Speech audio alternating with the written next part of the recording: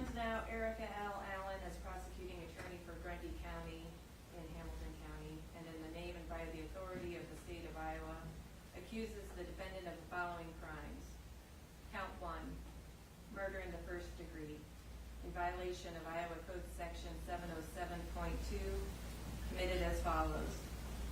The defendant, on or about the 9th day of April 2021, in Grundy County, Iowa, committed murder in the first degree, resulting in the death of Trooper James Smith.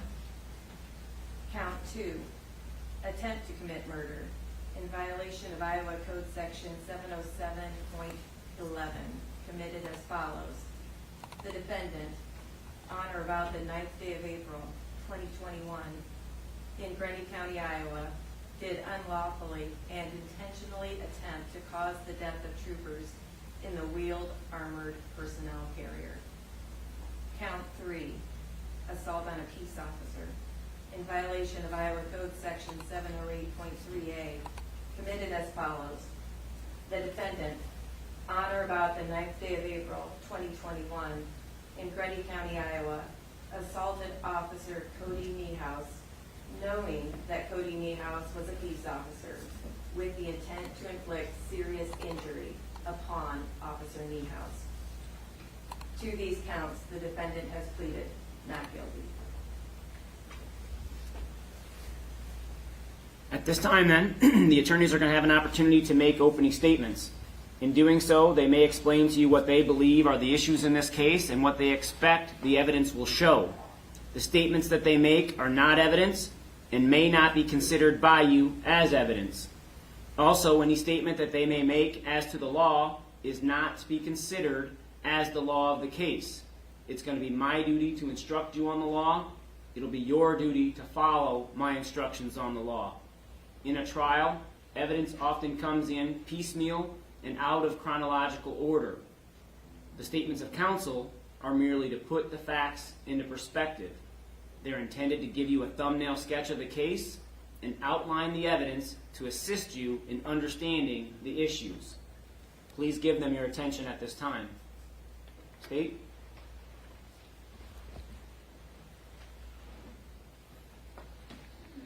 May it please the court, counsel.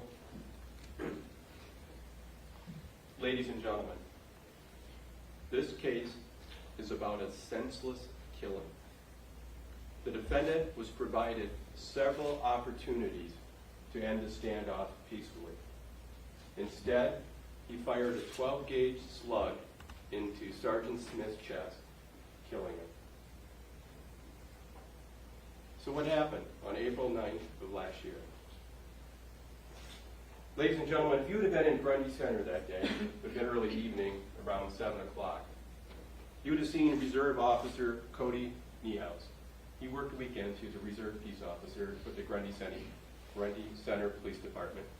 He was on duty, and if you go through Grundy Center, the main strip there is Highway 14. It's 4 lanes in town. He's on patrol in his marked car. He's in the inside lane, and come flying by him was the defendant in his truck. Reserve Officer Niehaus pulled behind him.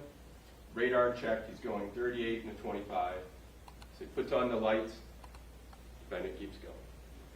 Puts on the siren, defendant keeps going. Defendant takes him out of town. Defendant goes by his own house, goes out of Grundy Center, then goes out in the country. Reserve Officer Niehaus is still chasing him, still sirens, still lights. They get out in the country. They get by a gravel road. The defendant pulls over his truck. Reserve Officer Niehaus pulls his car in behind him. And the defendant gets out of his truck and comes at Reserve Officer Niehaus. He starts to attack him. He has his body cam on. You're going to see what Officer Niehaus experienced at that moment. The defendant says, "Shoot me!" And Reserve Officer Niehaus says, "I'm not shooting you." And then he started to get attacked. He tried to get his taser out. It got knocked down. He's being attacked by his police car when fortunately a citizen who had been seeing him go through town followed. His name's Mike Dorothy. You're going to hear testimony from Mr. Dorothy. He's in his truck, Mr. Dorothy is, and he sees what's going on, and he pulls up, and he's going to get out of his truck, and the defendant walks up to that truck and tells him, "What are you doing here? You go home." Well, that gave Officer Niehaus an opportunity to pick up that taser. So the defendant then approaches Officer Niehaus again. Now with the taser, he tases him. But he pulls the barbs out, and then the fight's on. He starts attacking Officer Niehaus. He gets literally behind him and puts him in a chokehold. He's behind Officer Niehaus, who is struggling to breathe. And at that point, fortunately, Mike Dorothy, the evidence will show, he didn't leave. He stayed. He put his truck, he slowly got closer to try to get close to him to separate him, which worked because Reserve Officer Niehaus was able to get away and then use the truck as a shield, hide behind it, and the defendant was on the other side. By then, Deputy Sam Broome, that had been dispatched there, what was going on, he's from the Sheriff's Office in Grundy County. He came out to that location, and he'll tell you what he told the defendant to stop. The defendant did. He looks at Deputy Broome and he says, "Come get me."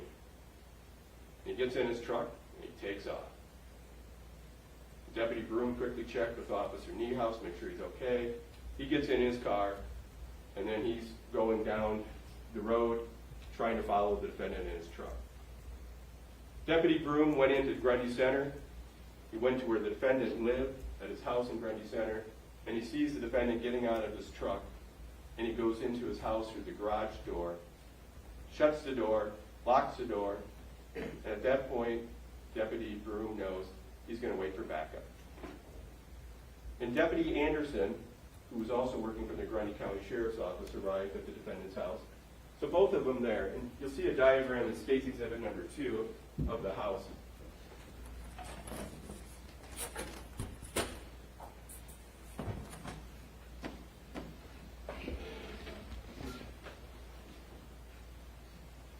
So the house this is the main front door to the house. This is the garage door. There's a walk-in door to the garage. There's a driveway out here. The defendant's truck that they were chasing is in the driveway. Deputy Broome pulled in the driveway with his marked patrol car, and they're both in uniform. They're standing out here, knocking on the door, announcing their presence. Well, the local police chief, Chief Frost, who was off that day, got the call, so he came out as well. Chief Frost gets there. He goes up to the front door. He knocks on the front door as well. No response. None of the officers got any response from the defendant in the house. The house was dark, at least the main upstairs. There might have been a light on the basement. The garage was dark, the kitchen, all this area here they looked in. They weren't getting any responses. House is dark. So Chief Frost makes a decision. He's going to call the Iowa State Patrol tactical team. And he's also going to call Deputy, at that time it was Deputy Mitch Capel, who's with the Hardin County Sheriff's Office. He's the canine dog. So they're waiting there, and while they're waiting for the TAC team to arrive and Deputy Capel to arrive, the defendant's dad, who doesn't live far from the area, comes down when Chief Frost is there. And they even have the defendant's dad knock on the door, at least announce this is Dad, he's out there. But again, the defendant didn't respond, didn't do anything. So eventually, time goes by. The troopers get there. Trooper Barnes gets there, and Trooper Lively. They're going to assist Sergeant Smith. Sergeant Jim Smith is the tactical team leader. And he gets there, and he's there with also Deputy Capel. So they have to come up with a game plan. Before they get there, I want to back up. This garage door was locked, this walk-in door. The defendant's dad did have a key for that door, and he unlocked it. So now at least the officers could access this area, the unlocked door, and they will tell you they did turn the light on in the garage, so they had some light in there. So the plan was this. Sergeant Smith and the two troopers and the deputy, they were going to go in the garage, clear the garage, and clear this, what they call a north addition. It's like an add-on room. And then the plan was going to be go down the basement and work your way up and clear the house. So they go in the garage, they clear the garage, they clear the north addition. And the troopers will tell you they're wearing their trooper uniform. They have a coat on, it's marked. The deputy's wearing his uniform. His canine's wearing his uniform. They're wearing their vest, the vest they're wearing. The canine has his vest on. They're all in here. The troopers don't have body cams, so they don't have body cams on. But Deputy Anderson, who was right outside, his job was to watch his door.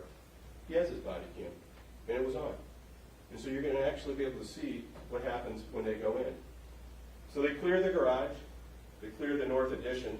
Now there's a landing. So there's a door right here to go into the house. There's a landing. If you went to your right, there's a kitchen door, which was closed. And then this door was closed as well to get into the house. And then there's a cabinet here, then steps that go downstairs. So at this point, the plan was they knock on the outside door here. They open this door to get into the house, and they're announcing their presence. You hear it on Sergeant Anderson, or Deputy Anderson's body cam. They're announcing they're there. They're announcing that the dog's going to come in. It's going to bite you. You got to come out. No response. So they go down. They send down the dog first, down the basement. Deputy Capel goes down with his dog. Sergeant Smith and Trooper Barnes go down. They go down the basement. You'll see another diagram of that later. And they clear the basement. No one's there. So now the plan is to go back upstairs. They're going to work on clearing the main floor. They go up these stairs, Sergeant Smith and Deputy Capel, and at this point there's this cabinet. They open up and they see there's some guns in there. So they know there's guns in here, and Sergeant Smith goes back out here. He's in the garage. Trooper Lively's, Matthew Lively's right next to him, having some cover. He's covering Sergeant Smith. Deputy Capel with the canine is right here. He's on that landing with his dog, and Trooper Barnes is on these steps.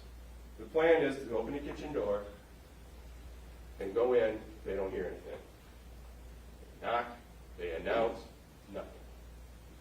Kitchen lights off because it's all dark upstairs. So at this point, we'll refer to State's Exhibit 4. This is a screenshot of the body cam. Trooper Lively's over here providing, he has some cover. Sergeant Smith's right here. Kitchen door is closed. You can't quite see where Deputy Capel's back here. They're announcing their presence. They open the kitchen door. Tell them, dog's coming in. Dog's going to bite. You got to come out. Trooper Smith's right here, Sergeant Smith. He's in the lit garage. He's lit up. It's for lighting.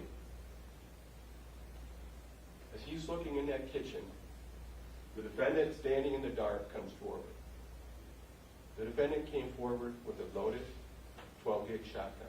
It's a pump action. And by the time Sergeant Smith saw him, he yells, "Gun! Gun!" He's backing out. And then you hear, bang! That first shot went through Sergeant Smith. He had his vest on.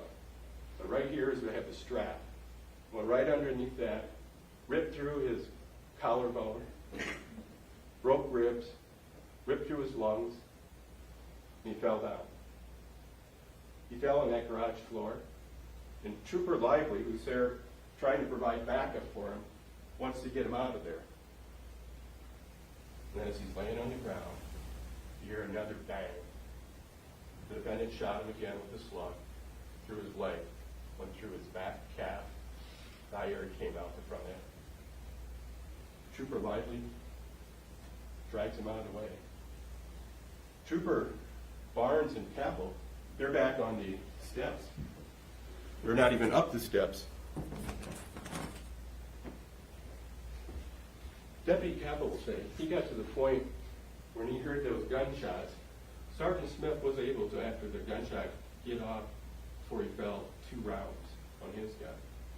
But he was going to actually take his dog and throw him in the kitchen, the canine, to bite the defendant. But when he saw the defendant with the barrel coming around the kitchen, he had to back up. Him and Trooper Barnes went back down to the basement. Deputy Capel will tell you he did fire his pistol after those shots, those 4 shots up front, 2 by the defendant and 2 that Trooper Smith got off. He fired his gun twice and ended up going through the wall. And then he saw the kitchen door close. But now Deputy Barnes and Trooper Barnes and Deputy Capel, who now Deputy Capel is a trooper, but they will tell you they were both in the basement. They couldn't get out. They didn't feel safe going up, and they had to stay down there. They were able to make communication with their text messages on their phone. Trooper Lively ended up getting Sergeant Smith out through the north addition, out this way. They were able to get him. There's a church parking lot real close by. That's where the ambulance was, but they were not able to save Sergeant Smith. The ambulance will show. He died of a gunshot wound to the chest. So now they have the defendant in the kitchen, or at least in the main floor of the house. They call another tactical team, and they're bringing in what they call the Bearcat. You're going to hear the Bearcat. It's an armored vehicle. So they have to drive the armored vehicle up from Des Moines, so it takes some time. Troopers are arriving. They have the house surrounded. And they also bring in a negotiator. You can hear from him, Tom Williams. He's negotiating when he gets there with the defendant by phone, trying to get the defendant to come out. He'll tell you several times the defendant would hang up, would answer, would hang up. They'd talk. And the gist of it was the negotiators asking the defendant to come out with your hands up. Nothing in your hands, just come out with your hands up. Never did. So finally, they decided the negotiator's going to go in the Bearcat with the other troopers in the Bearcat. And the Bearcat's going to drive up to the front of the house. They have what they call as a ramrod on the end of this Bearcat. And the purpose of that is to knock down things. So they put it by the window, and it started hitting by the kitchen window, the rattle. And then the negotiator will tell you, the defendant said, okay. He started to come out. At the front door here, the negotiator will say, he saw the defendant, but he was turned. He couldn't see his hands. And then the Bearcat was right over here, hitting the wall, and the defendant went back in. Shut the door. When the defendant went back in and shut the door, Chas Ocean was the driver of that Bearcat. So he put it in reverse, backed it up. As he's putting it in reverse, where that hole was in the house, the defendant fired another 12-gauge slug, hitting the windshield, the lower windshield, right where Chas Ocean was. The defendant fired a second shot from that 12-gauge shotgun. At that point, the tactical team did return fire. And they did hit the defendant. They did knock down the wall. And they were able to go in and get Trooper Barnes, Deputy Capel, and the dog out. And then they took the defendant into custody. The evidence in this case will show that the defendant shot Sergeant Smith, that Sergeant Smith died as a result of being shot in the chest. The evidence will show the defendant acted with malice aforethought. The evidence will show the defendant acted willfully, deliberately, premeditatedly, and with specific intent to kill Sergeant Smith. The evidence will also show when he shot at the Bearcat, he was trying to kill the driver of the Bearcat, Chas Ocean. The evidence will show that he attacked Cody Niehaus, who, even though he's a reserve officer, is a peace officer. And at the close of the case, the state will ask you to find the defendant guilty of murder in the first degree, attempt to commit murder, and assault on a peace officer. Thank you.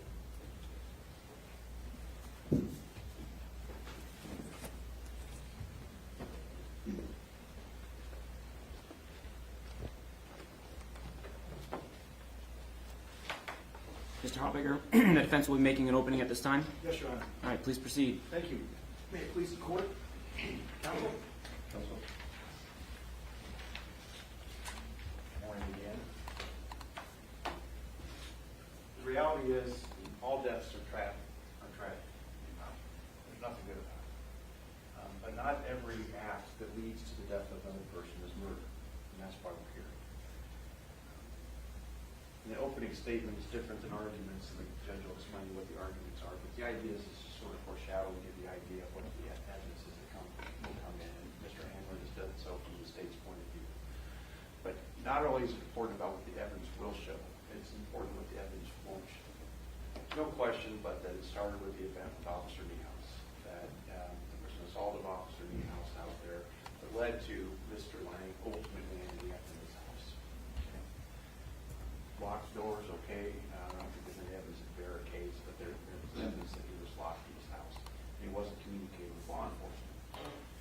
So what happens then is a significant lapse of time. I mean, Officer Broome will get there, and Mr. Frost, as Dr. Hammer points out, that they're knocking on the doors, they're saying, come out.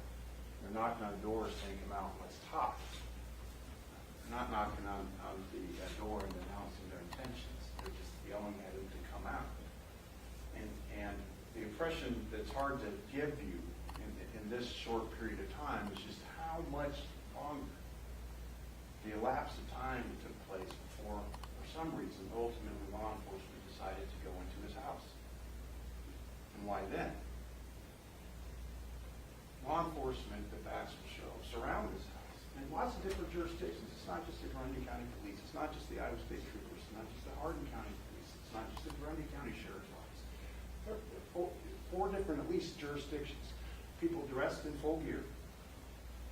Most of them carrying long guns, rifles, or at least handguns, all armed to the teeth and surrounding the house of this man, yelling at him to come out. During that time, this long lapse of time, you'll see they took a lot of photos. And the photos of the house. There are windows all over the place. There's a window in that garage door. During that entire time, when they're surrounding this house in that long wait, a couple hours, not a shot comes out the window. There's no attempt to harm a peace officer during that 2-hour period. There's no shots going through doors. There's no shots going through walls. For those of you that have any familiarity with firearms, the shotgun can go through a wall. It can certainly go through a non-solid door. Okay. None of that was happening. So there's no attempt on Mr. Lang's part during this time. The evidence will show there's absolutely no interaction with law enforcement during that time. The first time, of the 4 shots that Mr. Lang fired, the first 2 happened when that kitchen door was open and Sergeant Smith was there with his long gun pointed into the kitchen. Those are the only 2 shots. Facts will show that Mr. Lang didn't follow up the shots. He didn't shoot through that door when Officer Capel was out there with the dog barking commands. He didn't shoot through a wall to try to get to the back up. It was only until that kitchen door cracked open and a gun was visible to Mr. Lang. 2 shots, no more. The evidence will show, too, especially from the photos, that certainly Mr. Lang had the capability to fire more. It's not like he ran out of ammunition. He got the shells and all that. 2 shots, nothing more. Again, long lapse of time. Law enforcement's regrouping. They're trying to negotiate. Long lapse of time.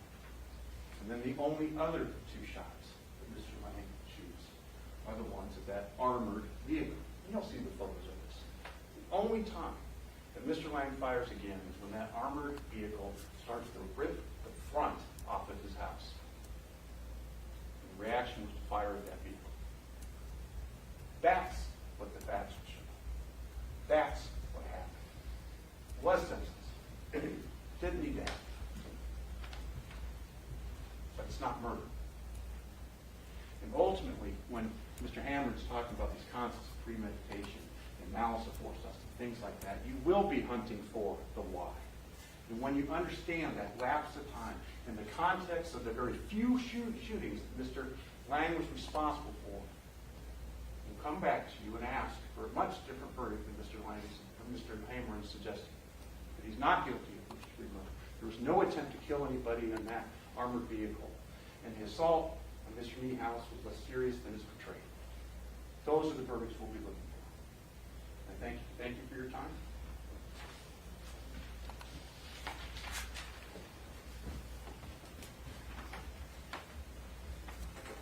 Okay, we're going to take our lunch recess at this time.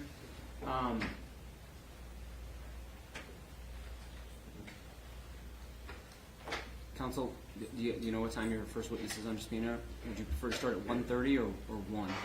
Our witness will be ready at 1, Your Honor. Is that your preference? Yes. All right, and defense concur? Yes. Okay. So I'll need you back here, ready to go at 1 o'clock, again, in your jury room. I'll have you heed the admonition. One of the things I did not mention during the admonition is oftentimes you're going to find yourself waiting, okay? I'll tell you a specific time, and to be blunt, it's my best guess. That's all it is.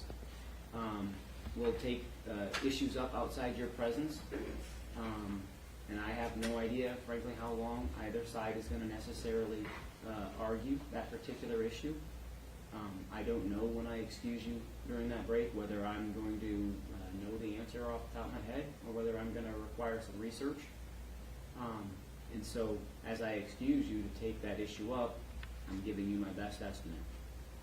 Every jury trial we have in the first district, we give the jury, when they're done, a kind of an exit questionnaire, a poll about their situation. In Waterloo in particular, we don't have parking like you have here. That's their chief complaint always, which I have no control over. And the second one is they don't feel like they have a very useful, their time was used appropriately. Laura Dyer is a pretty good example of that, as folks sat around yesterday feeling like, boy, this took a long time. Breaks in particular are also an issue. So I try to just give you a heads up at the front end of it rather than at the tail end, that there will be times where you're left waiting. I'll tell you to be here at 1, and you may not get brought into the courtroom until 1:30. Issues come up. We have to deal with those issues outside your presence. I have to make rulings on those. Other times, I may tell you, we're going to need a 15-minute recess, and you might catch me walking in the hallway, and it took us 5. But I've told you 15, and folks have gone to do their thing during that 15 minutes. We're not going to bring you in earlier. So I'll apologize in advance from me, because I'm the one who makes that call, but also the parties as far as those delays. They will happen, and just getting you accustomed to that in advance. Sometimes we'll take an hour and a half lunch.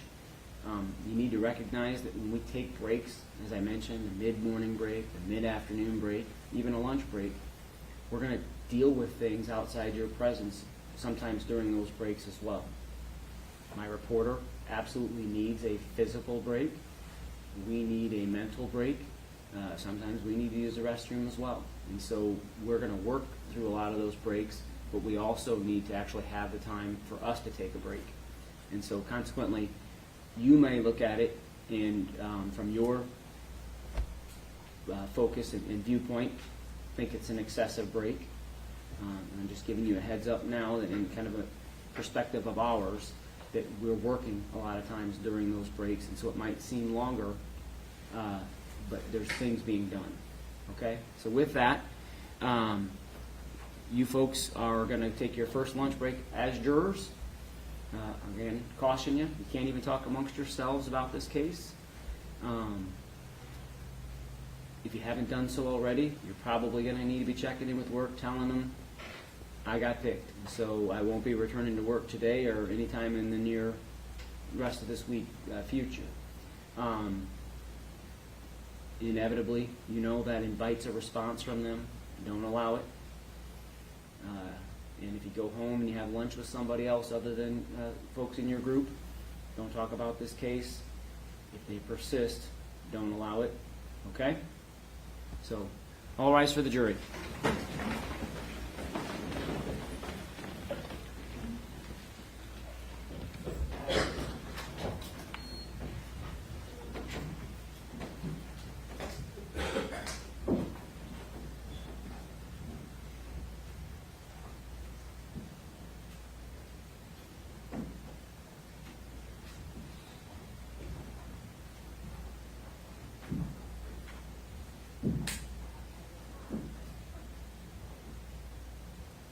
Okay, be seated.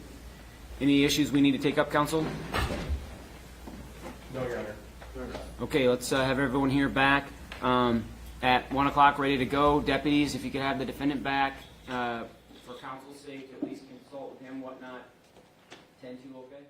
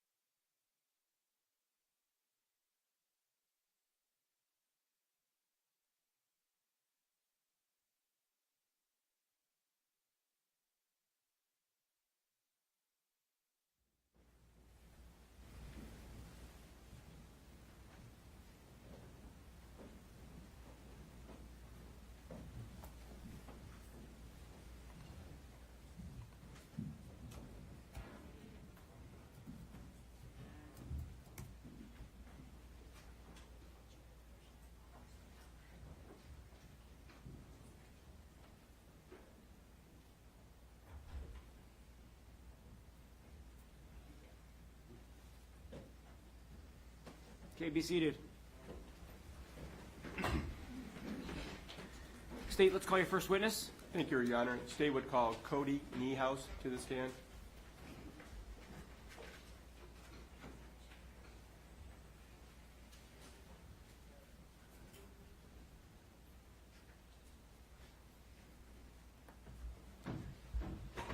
Come on over here, please.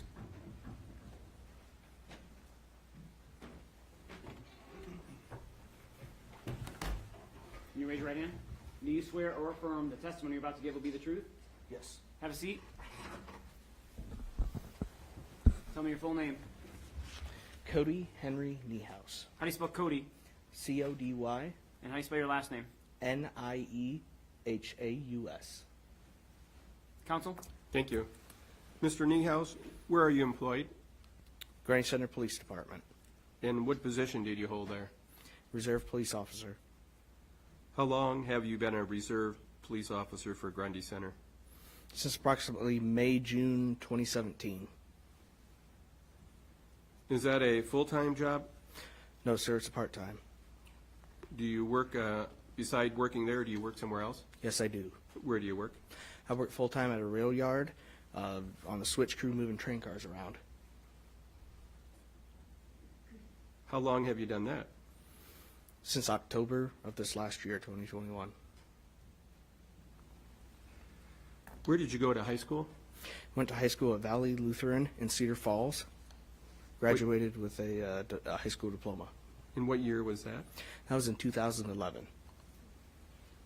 When did you start working for law enforcement? Approximately May of 2016. Where did you work? The Clarksville Police Department. And what was your position at Clarksville? Also reserve police officer. As a reserve officer, do you receive training? Yes, I do. What type of training have you received? I went through the Reserve Academy, the Iowa Law Enforcement Academy. I learned about laws, ordinances, learned basic duties of a police officer as well as defensive driving too. And beside the academy, do you have to attend other type of training seminars if they're offered? Yes, we do, for further education. As a reserve officer, are you a certified peace officer? Yes, I'm a certified reserve. I'm going to turn your attention, Mr. Niehaus, to April 9th of 2021, okay? And do you remember if you were working? I was working. Do you know what day of the week it was?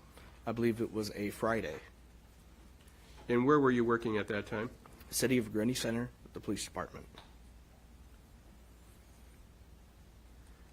What hours would you have worked that day? I would have worked 6 at night to 6 in the morning. 12-hour shift? Yes, sir. And did you, as a reserve officer then, did you normally work the weekends? Yes, I did.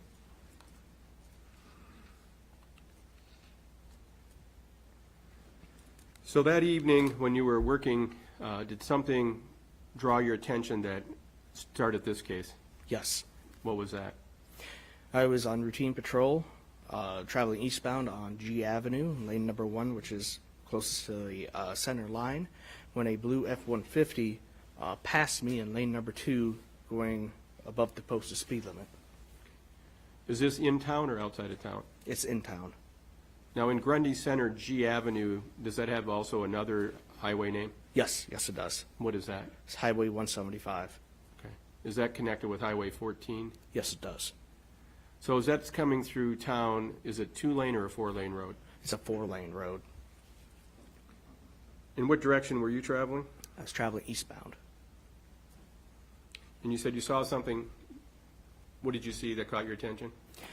Well, I noticed in my passenger side mirror that there was a pickup truck approaching me, and the vehicle continued to pass me, and even after passing me, continued to speed ahead of me.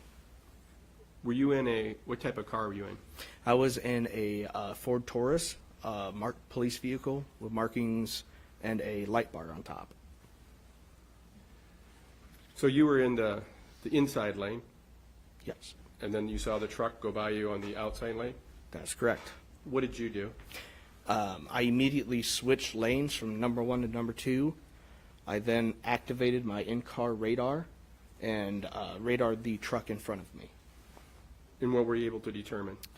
I received a speed estimate of 38 miles per hour, and at that time we were inside of a posted 25 speed limit zone. Do you know approximately what time this would have been? Would have been approximately 7:21, I believe, in the evening. So once you determined the speed, what did you do? I then immediately ran the license plate of the vehicle, as I routinely do before stopping a vehicle. And then I called dispatch to inform them I was going to conduct a traffic stop. Okay. So when you say you ran the licensed vehicle, do you call in the plates? I do when I'm notifying them of a traffic stop. Okay. So how did you go about trying to activate a traffic stop? Well, as I was advising dispatch, I activated my squad car's emergency lights. Are they on the outside? Yes, they are. I know cars are different. Are they on the top of the Yes. Yep. It's roof? a full-size light bar on top of the vehicle. Okay. When you activated your emergency lights, what did you notice a truck do? Well, at that time, we were approaching a county road named Nickel Avenue. The vehicle, as soon as I hit the lights, took a right-hand turn to go southbound, and the vehicle appeared to make a really wide turn, almost actually into the other lane of traffic, which was very odd. And the vehicle then appeared to speed up at a high rate of speed. I should have backed up. I forgot to ask you. When the truck went by, could you see how many people were in it? Yes. And were you able to see who the driver was? Yes, I could. As a small town, did you know the driver's name? Yes, I did. And who did you identify as the driver of the vehicle? Michael Lang. So you saw follow the truck. You said your lights were on. How about Yes. your sirens? I did immediately turn on my emergency siren as I turned southbound when I believe the vehicle was fleeing from me. So when you turned on your sirens, what did you notice the truck do, if anything? It kept going.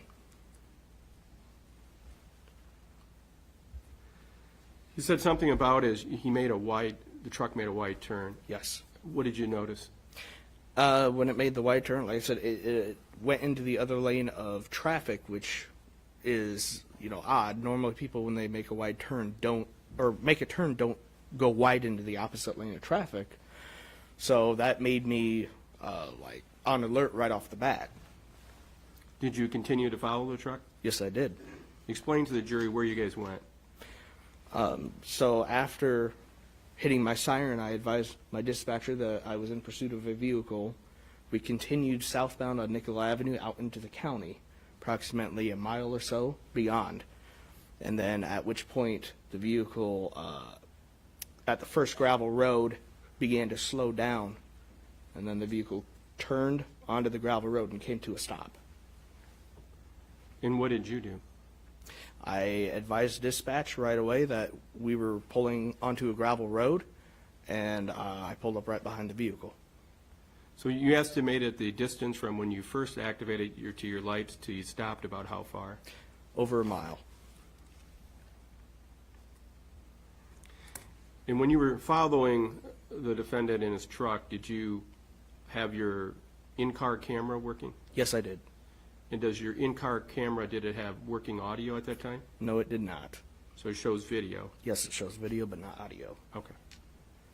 And prior to coming into court today, did the state provide you an opportunity to watch that on a thumb drive, State's Exhibit 13? Yes, sir. And did you watch that? Yes, I did. What you watched, did it appear to be fair and accurate? Yes. At this time, the state would offer into evidence the State's Exhibit 13, which is a thumb drive of the video of the in-car camera. No objection. 13's admitted.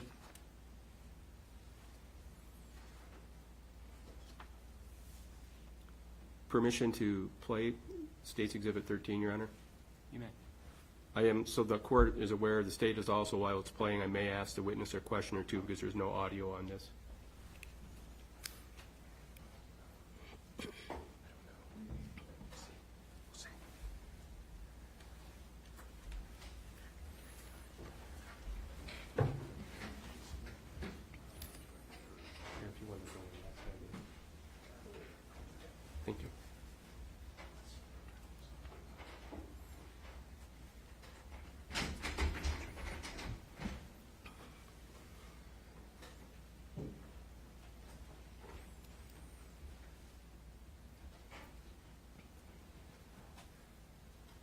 Officer Niehaus, can you see what we're on the video screen or the TV screen? Yes, sir.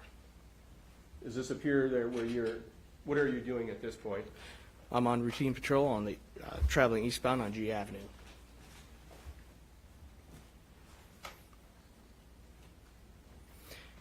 Right there, the pickup truck passes me. Is that the truck you identified the defendant being the driver? Yes.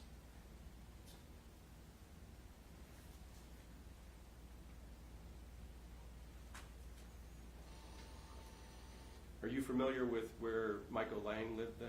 Yes. Is he going by his house? Yes, he is passing his house right now. It's on the left-hand side. It's on the left-hand side. Yes.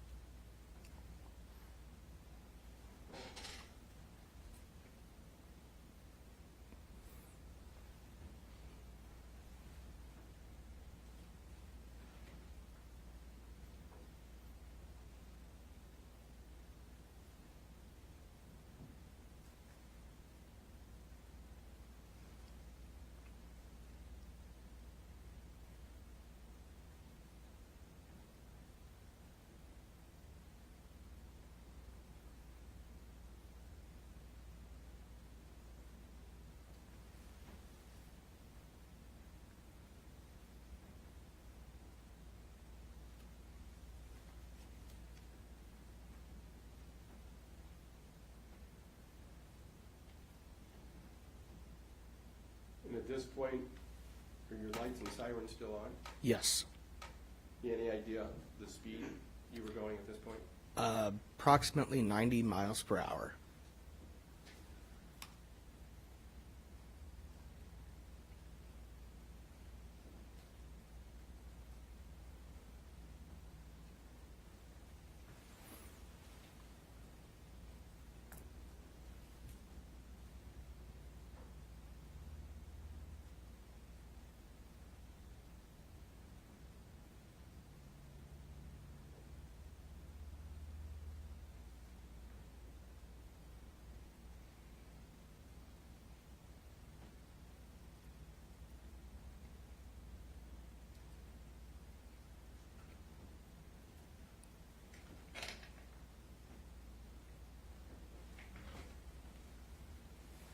I'm going to stop it here.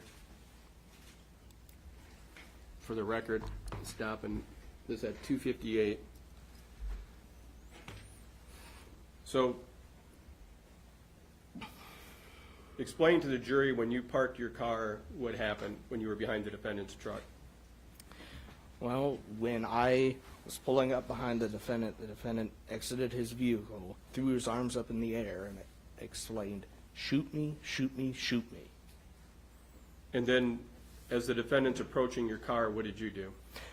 I was contacting my dispatcher to let him know that the defendant had exited the vehicle. Once I had done that, I opened my car door. I stepped out and I said, what's going on? Because it was not normal for someone to do that. Did the defendant say anything? Yes, he did. I don't recall what it was, though. Okay. Were you able to get out of your car? Yes, I was. Explain what happened when you started to get out of your car. Well, when I started to get out of my car, he came at me and started pushing me. One of the things that he said to me was, pull your fucking gun, you fighting bitch. And at that point, I was trying to keep him, away from me, trying to keep him to stop coming at me. What happened then? At that point, he just kept coming at me, so I grabbed my radio mic to call for help, and the defendant grabbed it also, and I tried my hardest to call for help. I started screaming in my radio, hoping that dispatch would hear me. Then what happened? We fought over the radio, and he ended up ripping the radio out of my hands. I grabbed for my taser, and he ended up knocking that out of my hands also. What do you remember happening after the defendant knocked the taser out of your hand? I remember I stumbled back, At which point, I looked over and I seen a red and color truck pull up next to me. And the driver opened the door, and I yelled at the guy, at the person, you know, help me, I need help. You know, so I was retreating back at that point, and that's when the defendant's attention was brought to the pickup truck. So what did you see the defendant do when this red pickup pulled over? He walked over to the vehicle. What did you do? I kind of did like a loop to keep distance from the defendant back to my taser. Were you able to grab your taser? Yes, I was. And where was your taser? My taser was lying on the ground beside my patrol car. What happened after you picked up your taser? Well, I picked up my taser. I turned back. At that point, the defendant was walking towards me. And I pled with the defendant, you know, I said, Mike, I don't want to tase you. You know, please don't make me do it. I remember saying that. What did you see the defendant do? He charged me. At which point, I discharged my taser at him. Center mass. So when you kind of explain for us, how does this taser work? When you pull the trigger, what happens? Well, there's two probes inside that shoot out, and they have like a line that goes back to the taser, and when they hit the intended target, electricity will go through it to the person to incapacitate them. So did you see if the probes actually made contact with the defendant? Yes, it did. Did the defendant do anything? Yeah, he did. He ripped him right out from himself. And then what happened? And then he grabbed a hold of me, at which point I tripped and fell on the ground. What happened when you were on the ground? We were in a fight. He was punching me. I was, I tried to defend myself. I had my hands up. Did he do anything besides punch you? Yeah, he punched me and grabbed at me. I was able to, at one point, get up. And at that point, he got behind me somehow. And then he began to choke me. And can you kind of describe for the jury how the defendant was choking you? In the heat of the moment, I, honest to God, thought my radio...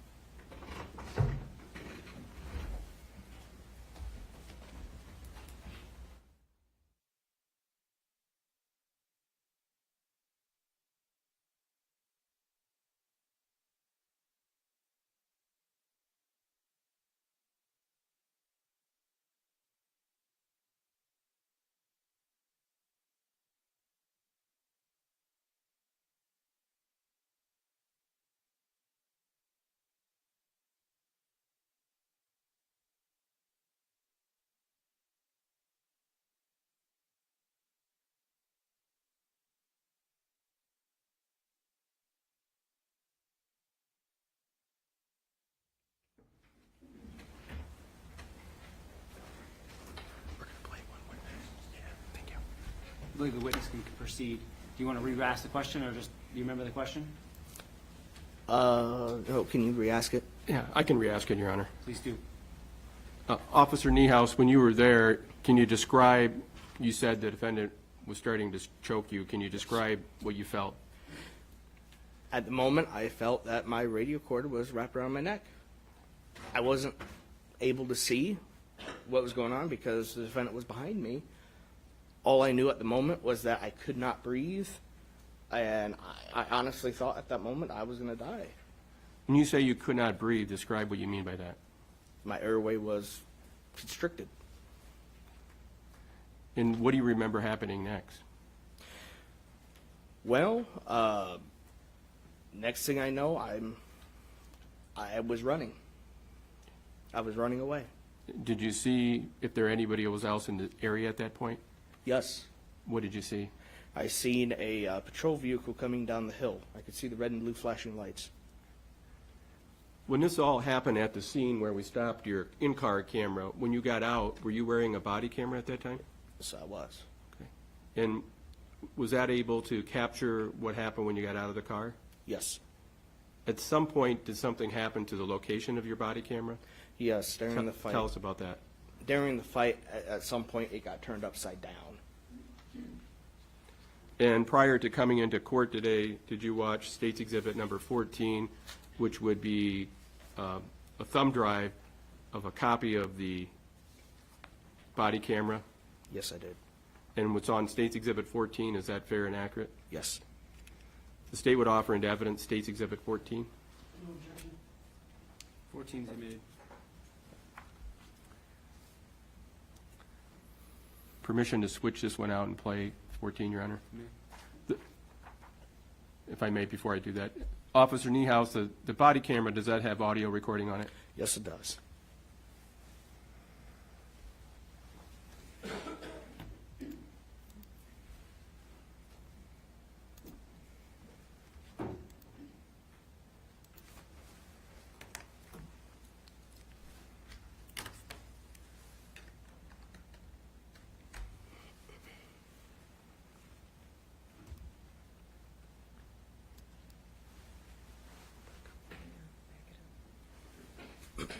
Come on, don't do this to me.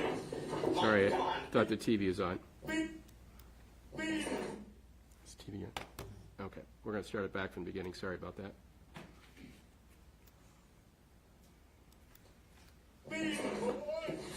Oh, come on, Mike. Come on, don't do this to me. Mike, for my gun. Mike, no, I'm not going to. Oh, you're a fucking gun. I'm not going to. Bitch.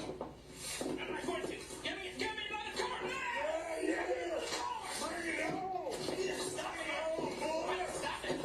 Come on, boy. Mike.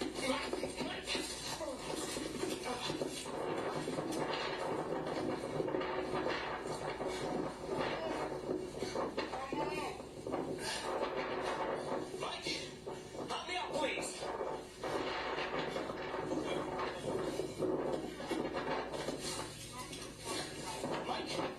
Mike, I'll take you. Mike, don't make me do it, please.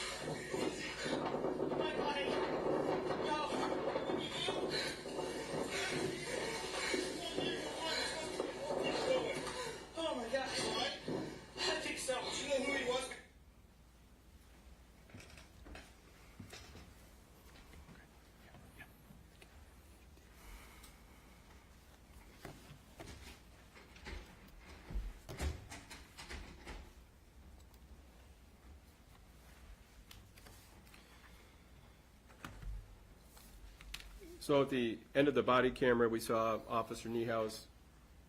It looked like a deputy arrived. Yes. And who was the deputy? Sam Broome. And what do you remember happening when Deputy Broome arrived? I ran to him and told him I needed help. Do you remember what the defendant did? The defendant was over by his pickup truck, yelling stuff. Did you see if the defendant stayed at the scene or what happened? No, he jumped in his pickup truck when Deputy Broome walked up to him, and he sped away.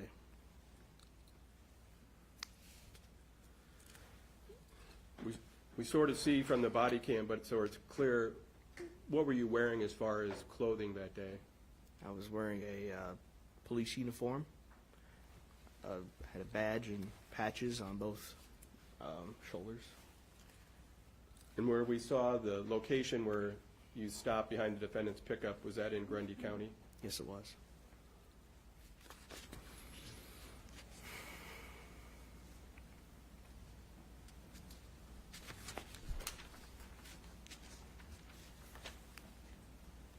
So after did Deputy Broome stay at the scene? No, he asked if I was doing all right, and I told him to go chase after Mike. So Deputy Broome got in his patrol vehicle and took off afterward. What did you do at the scene? I stayed at the scene until a supervisor could show up. Okay. And who showed up? Alyssa Lowe. Who is she? Oh, she's a police officer for Grundy Center. What happened when she arrived? She did a quick assessment of how I was doing. I was, at the time, had like shortness of breath, complained of pain, so I ended up going to the hospital. Where were you having pain? I was having chest pain and at back pain also. And did you go to the hospital? Yes, I did. And how did you get there? Drove myself in a squad car. I had Alyssa following me. Is the person you identified at the scene Michael Lang? Is he in the courtroom today? Yes, he is. Can you briefly tell us where he's sitting and what he's wearing? Absolutely. He's sitting right over there, and he's wearing a white shirt with black pants. May the record reflect this witness has identified the defendant? It shall.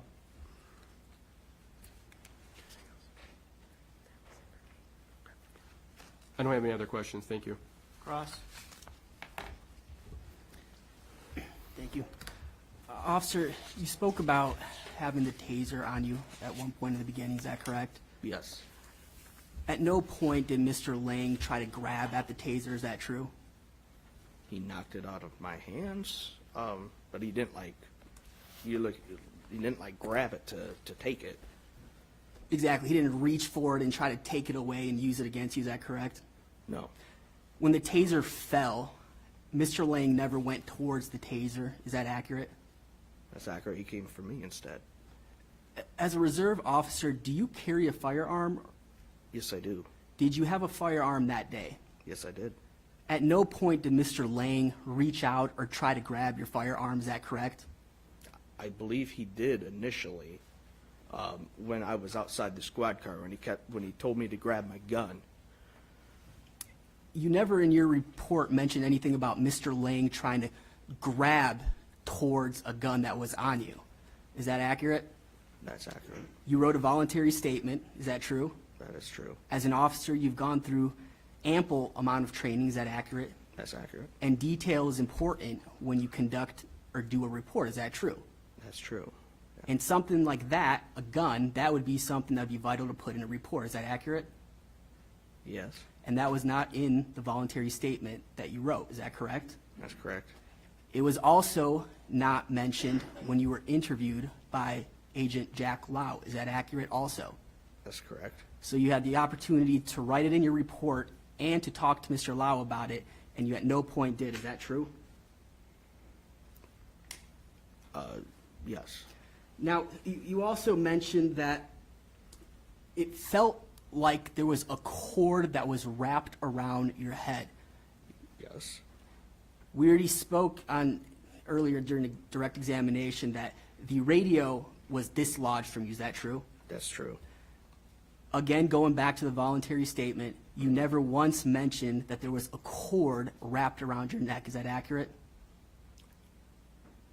I don't remember what I stated in my statement to Jack.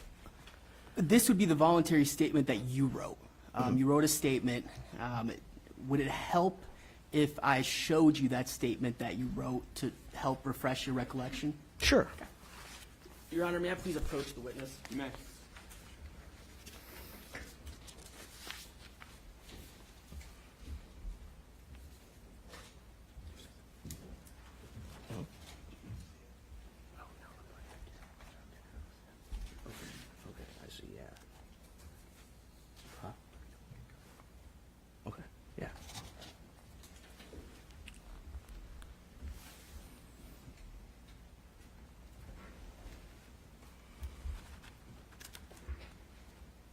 Mr. Niehaus, or Officer Niehaus, did that help refresh your recollection?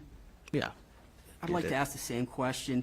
In the voluntary statement that you wrote, you never mentioned that there was any kind of cord wrapped around your neck. Is that accurate? Yeah, that's accurate. Can I explain why, though? Just yes and no questions for Oh, now. that's fine. Now, after this incident occurred, you mentioned that Officer Lowe showed up. That's correct. Now, Officer Lowe is actually the one that indicated that you should go to the ER. Is that accurate? That's correct. There wasn't an ambulance called. Is that true? That's true, yeah. Like you mentioned, you drove there by yourself. Yes, with her following, yes. You felt well enough to drive the vehicle by yourself after that. Is that true? Well, no, I was instructed to drive by Officer Lowe. Did you feel comfortable enough to drive at that moment after being instructed? I can't answer that. I don't know at the time. But you drove by yourself. Yes, sir. There was nobody in the passenger seat. I drove as I was instructed to. And then when you arrived at the hospital, you didn't stay for an overnight observation. Is that accurate? That's correct.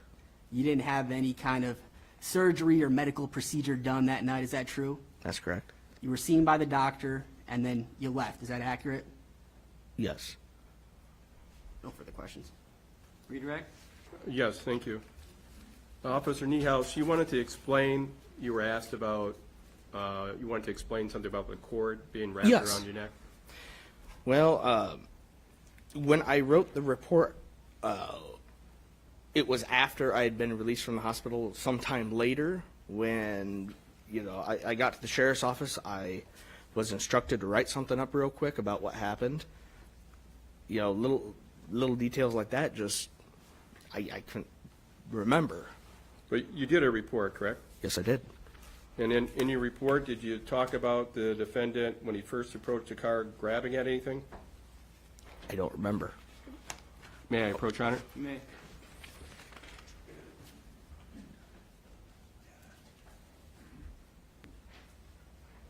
I want you to read it to yourself, Officer Niehaus. Save a little time, I'll show you where I'm looking at. If you just read in that area and tell me when you had enough time. Okay. Yeah. And did you indicate the defendant was grabbing at something? Yes. I indicated he was grabbing at my uniform. And can you show the jury what you mean by that? I mean, can I stand up? May you stand, Your Honor? You may. The defendant was grabbing me around like this area. I wasn't able to see exactly where, but he just kept grabbing at me. Where would your gun been located? My gun would have been located right here, right approximately in the area that he was grabbing me. And you may sit down, thank you. Oh. Officer Niehaus, and in that report, did you also indicate if the defendant was choking you? I did indicate that he was choking me, yes. And did that in fact happen? Yes, it did. And did you have trouble breathing? Yes, I did.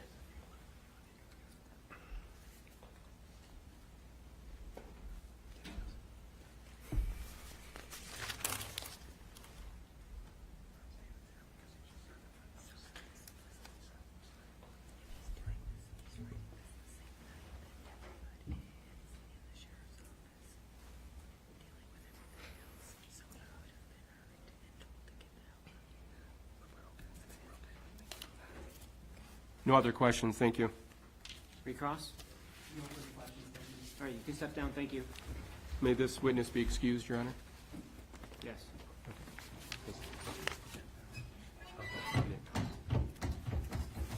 Let's call your next witness, please.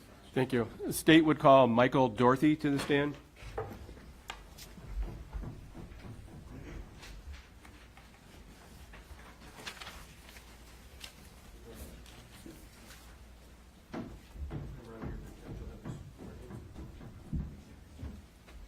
Do you swear or affirm the testimony you're about to give will be the truth? Yes.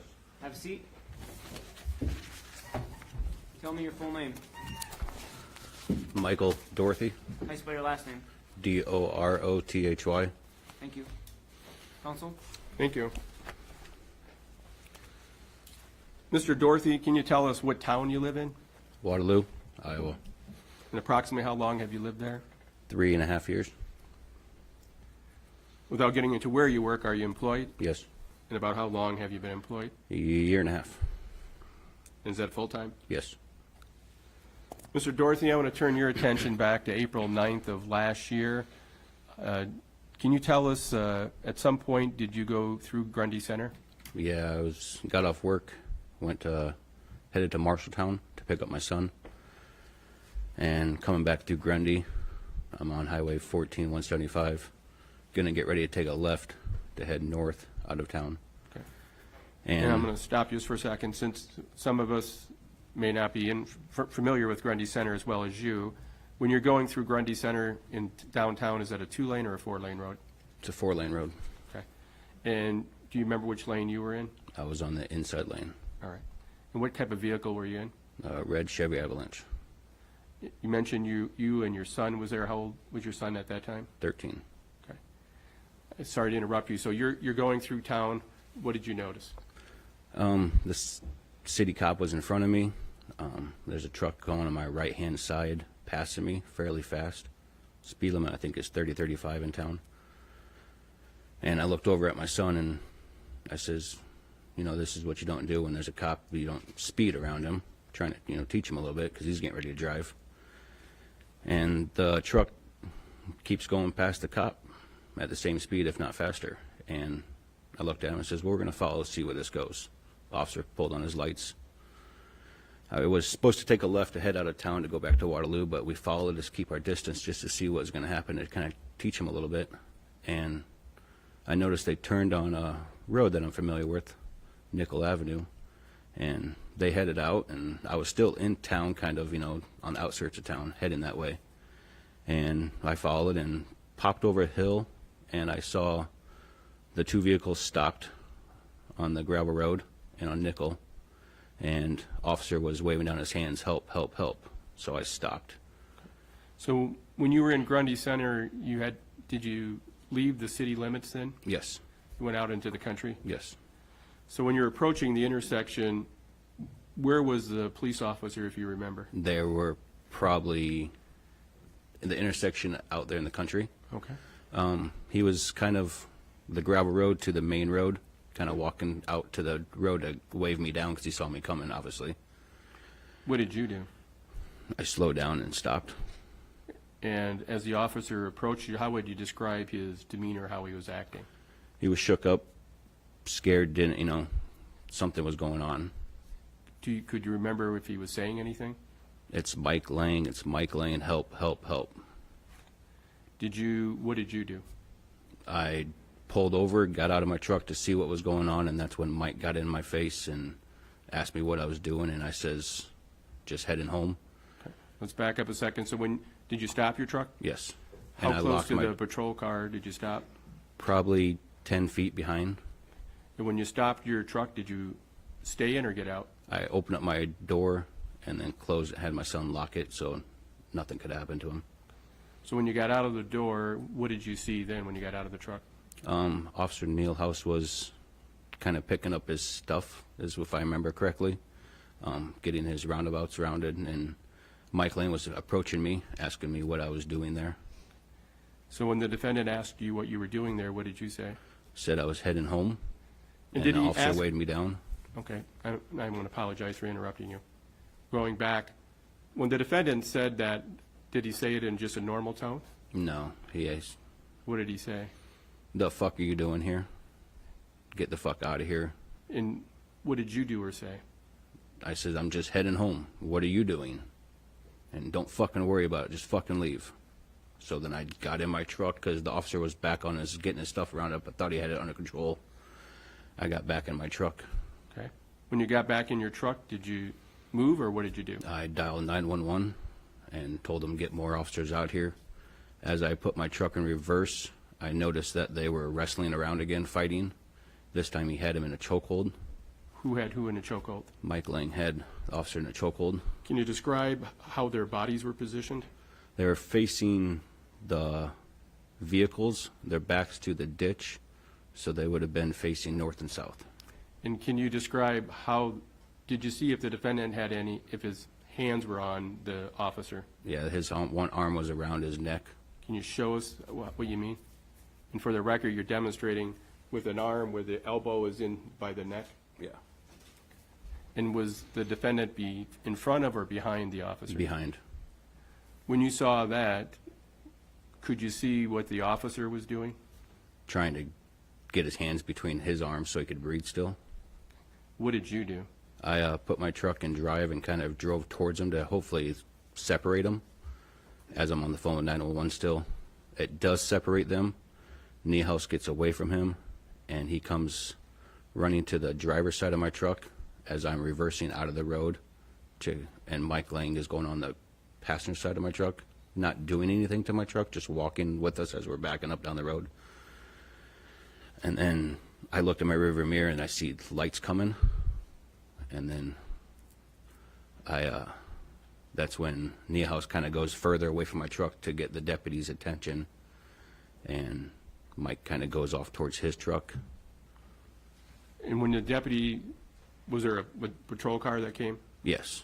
Did you keep your truck where it was, or did you move it? No, I backed it and across the highway in that gravel road that's facing that way. And why did you do that? Get out of the way of the deputy. What did you see happen when the deputy arrived? Deputy got out. The Mike Lang was walking back towards his truck, and then he took off, and then the deputy went around the two vehicles, around the squad car, and followed him. And I didn't see where they went to after that. I stopped and helped Cody pick up all his stuff.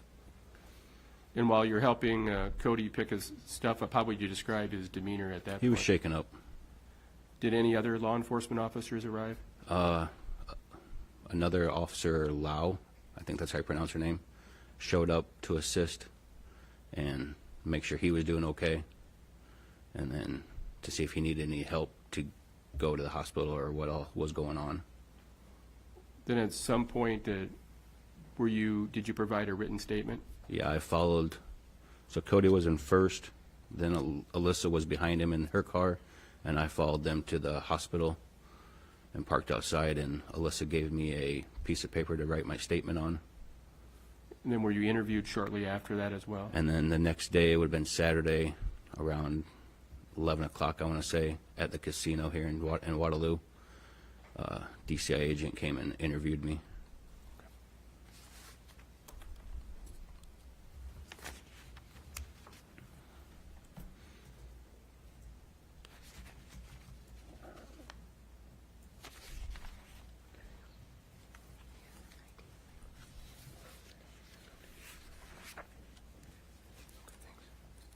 No other questions, thank you. Cross. Mr. Dorothy, you didn't notice any kind of marks or bleeding coming from Officer Niehaus. Is that accurate? I didn't see any marks on him. Thank you. No further questions. Anything further? No, Your Honor. May this Step down. witness be excused? You may. Counsel, unless you tell me otherwise, if you're done examining them, they're excused. Okay. I think counsel understands sometimes we'll take witnesses piecemeal, maybe. But there may be, we're just making sure they don't have to come back for the other side. Yep. And so counsel, unless you let me know you need them. Okay. You want to sit here for Sam? Okay. State, prepared to call the next witness? Yes, Your Honor. Yes, Your Honor, the state calls Deputy Sam Broome.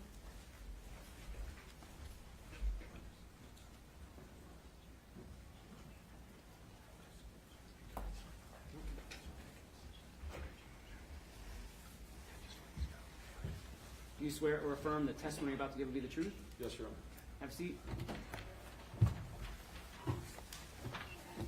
Tell me your full name, please. Samuel Hans Broome, How you spell Samuel? Samuel, And Hans? Hans, And your last name, please. Broome. Counsel? Thank you, Your Honor. Deputy, how long have you been with the Grundy County Sheriff's Office? I started January 11th of 21. And what are your employment duties there? I started with the K-9 unit as of May of last year. And do you have previous law enforcement experience? Yes, I was with the Grundy Center Police Department from October of 2019 until January 11th of 21. And could you briefly describe for us your education and training in law enforcement? 16 weeks at Iowa Law Enforcement Academy. I've also gone to numerous interdiction courses since being certified. I graduated the academy in September of 2020. And do you have any education beyond the ILEA or preceding the ILEA? No, ma'am.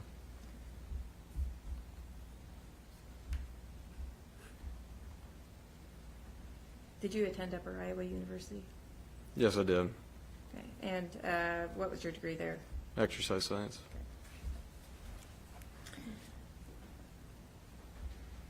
Were you on duty the night of April 9th, 2021? Yes, I was. And what shift did you work that night? 7 p.m. to 3 a.m. And can you tell us about what occurred when you came in for your shift at 7 p.m.? I started my shift. I went into dispatch at the sheriff's office. Overheard Reserve Officer Niehaus initiate a stop, which led into a pursuit. When I heard that over the radio, I then left dispatch and went to his location. Did you know who Officer Niehaus was trying to stop? Yes, I do. And so you left the sheriff's office to assist Officer Niehaus? Yes, ma'am. Okay. And where did you go? T45 and 250th Street. And does T45 have any other name? Nickel Avenue. And is that within the city of Grundy Center, or is that outside in the county? So I believe it started in the city limits, and when it got to the intersection of T45 and 250th Street, it was just outside of city limits. Could you describe for us what you were wearing that evening? I was wearing this uniform, with the exception of a interior vest underneath the shirt. And what were you driving? A marked unit. And when you say marked, what does that mean? It says sheriff on both sides, and it has the stripes, and it had a light bar on the top of it. It says Grundy County Sheriff on it. So what happened when you arrived out in the county at 250th and Nickel? First thing I saw was Reserve Officer Niehaus. Looked like he had just been in a fight or a struggle. Also observed another gentleman that was off to the side, and exited my vehicle. Reserve Officer Niehaus came up to my vehicle, told me that he had just been attacked.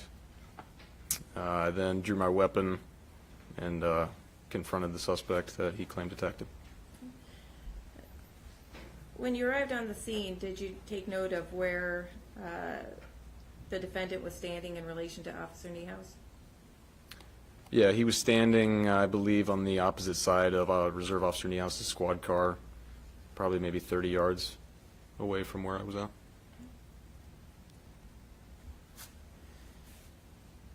And so you just stated that you pulled your weapon, is that correct? Yes, ma'am. What did you do then? I began giving the suspect commands to get his hands up. I began walking towards him, and he then started to walk away and was not complying with commands. Did he say anything to you at that time? He uttered something under his breath that I couldn't make out initially, and then he stated to come get me, is what he said. Did he comply with your command to raise his hands? He did not.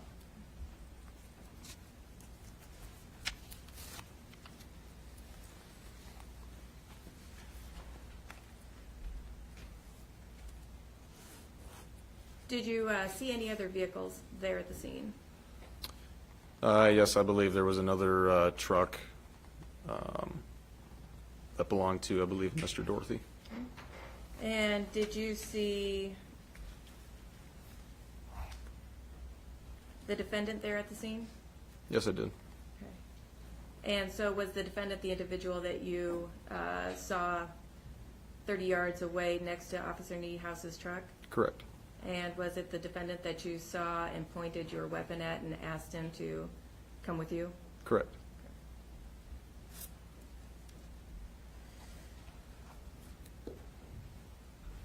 So what happened after you asked the defendant to put his hands up? Excuse me. He did not put his hands up. He turned away, started walking back towards his vehicle. And that's, again, when I heard him utter something under his breath. And then before he got into his vehicle, it looked like he smiled and said to come get him. What did he do then? Got in his vehicle and drove off on 250th Street westbound. And what did you do at this point? At this point, I radioed into dispatch to let him know what had occurred. I checked for Officer Niehaus's health, see if he was okay. He advised me that he was okay, and I then pursued the suspect.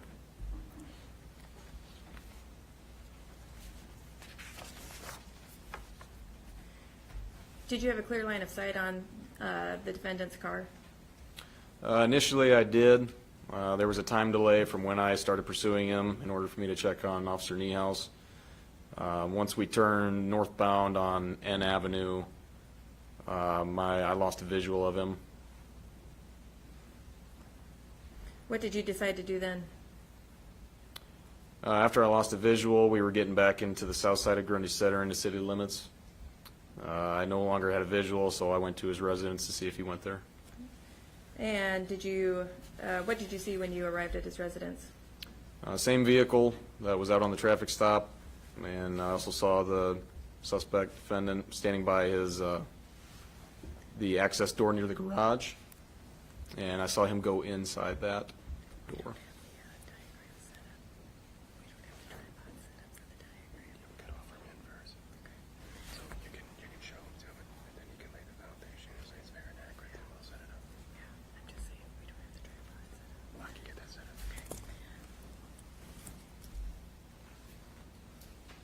Did you inform dispatch of having arrived at the defendant's house? Yes, I did. Okay.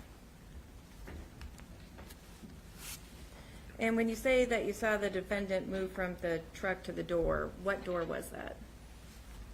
It was the door right to the east of the main garage door, the overhead door. There's an access door there.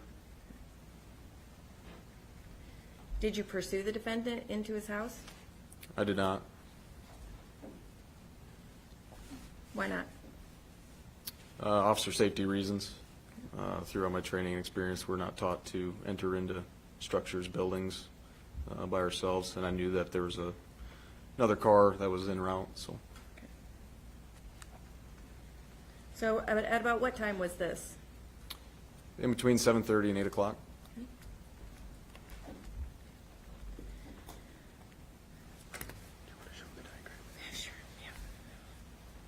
Your Honor, may I approach the witness? You may. Thank you. I'm gonna get that.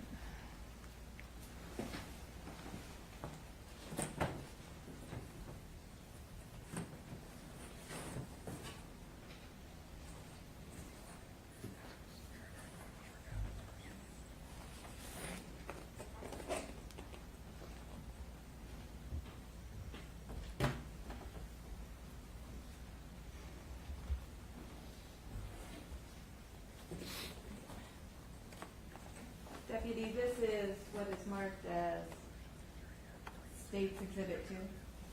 State's Exhibit 2.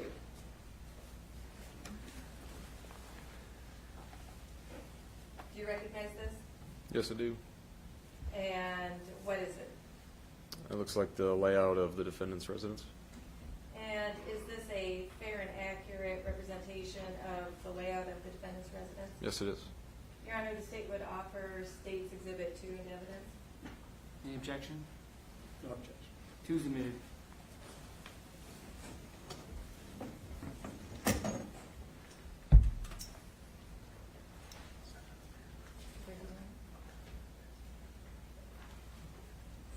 Your Honor, could the state have permission to publish the exhibit to the jury? You may. Yeah, perfect, thank you. It's fine, as long as it's not obstructing the view of defense or defense counsel.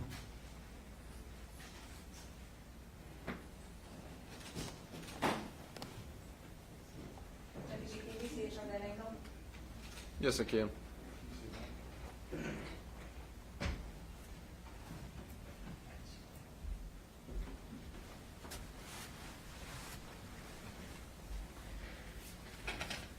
So you just told us that you arrived at the defendant's home and saw his truck in the driveway. Could you indicate on the diagram where that is?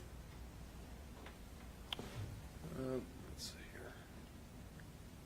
So, this is where that access door I was just saying was at, and his truck was parked right here. This is the driveway leading right up to the garage door right here, this overhead door. And did you see the defendant enter the access door? Yes, ma'am, this door right here.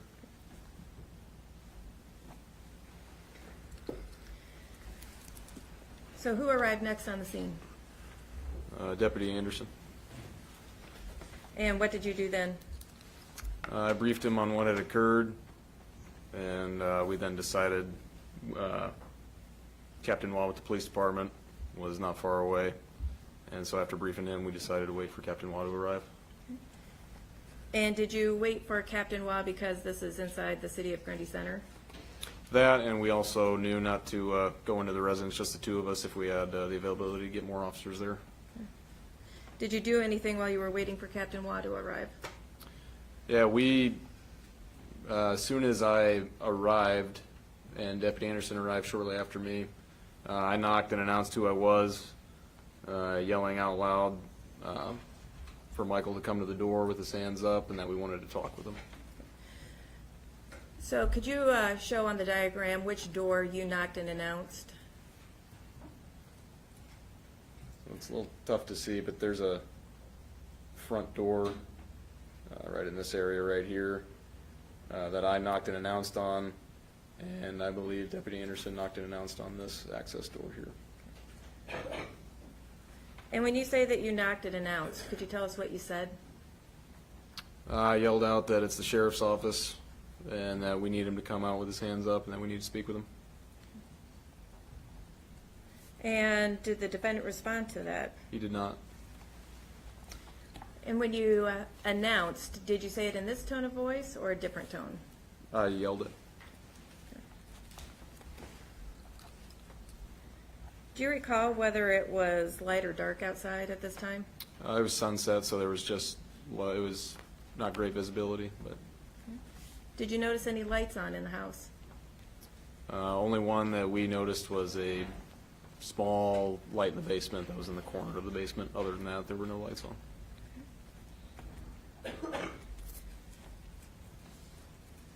Did you check any doors to see if they were locked?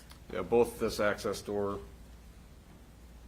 and this front door were locked.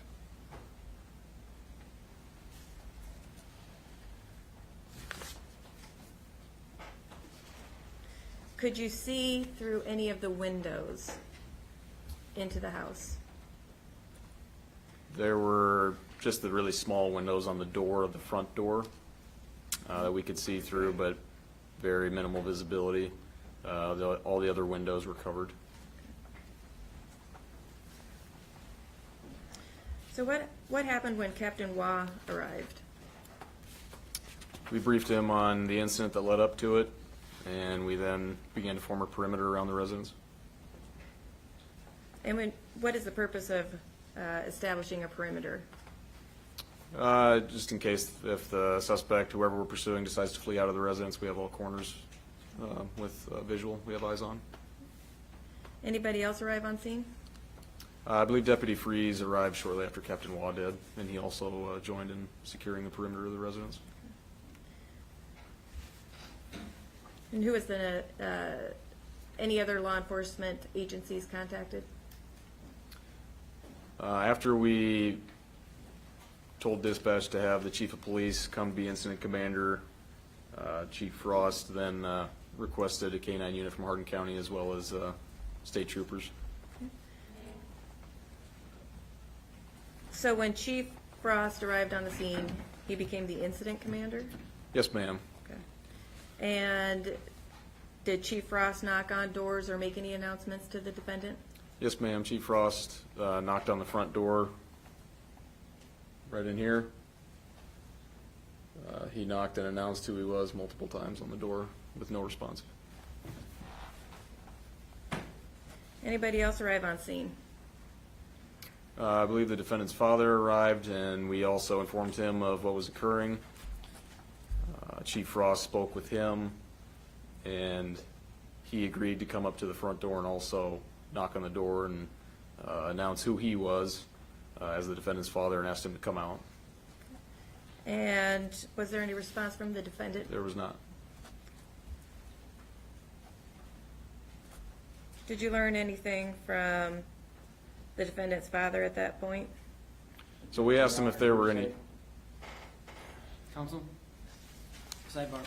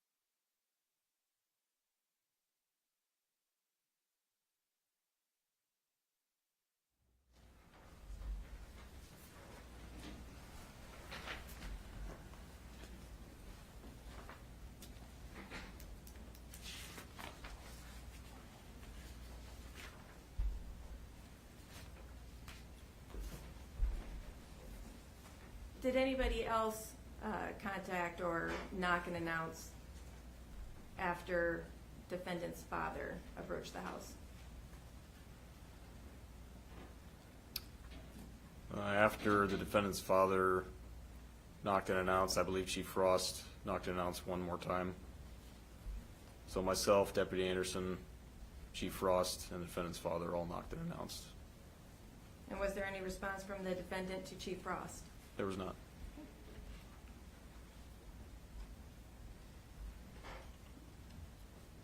Who arrived on the scene after that announcement? I believe multiple state troopers arrived, as well as a Hardin County K-9 unit. And what did you do then? Myself and Deputy Anderson briefed them on what had occurred, and Chief Frost also briefed them on his involvement so far, and they then decided to form a plan of what they were going to do as far as entry into the residence. Did you know the troopers that were there? Trooper Lively, Trooper Barnes, Sergeant Jim Smith, and Trooper Statmuller.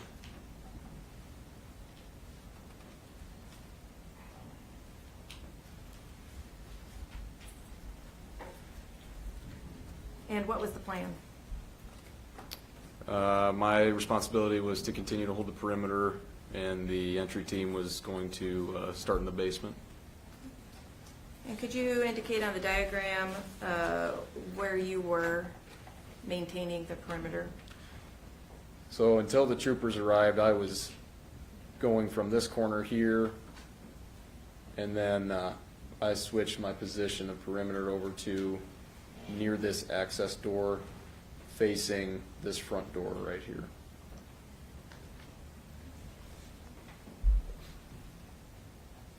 And what was your purpose in changing your position? So once we got more numbers of officers, I switched to this position of perimeter right here in case the suspect, the defendant, came out the front door right here, knowing that we had the rear and sides of the residence covered.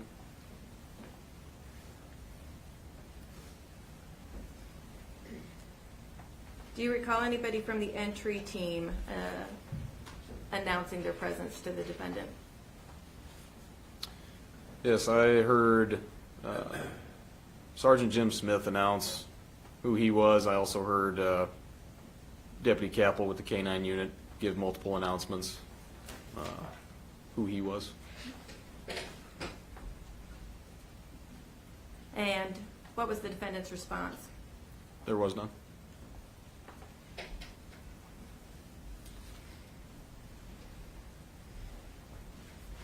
Did you hear the entry team enter the house?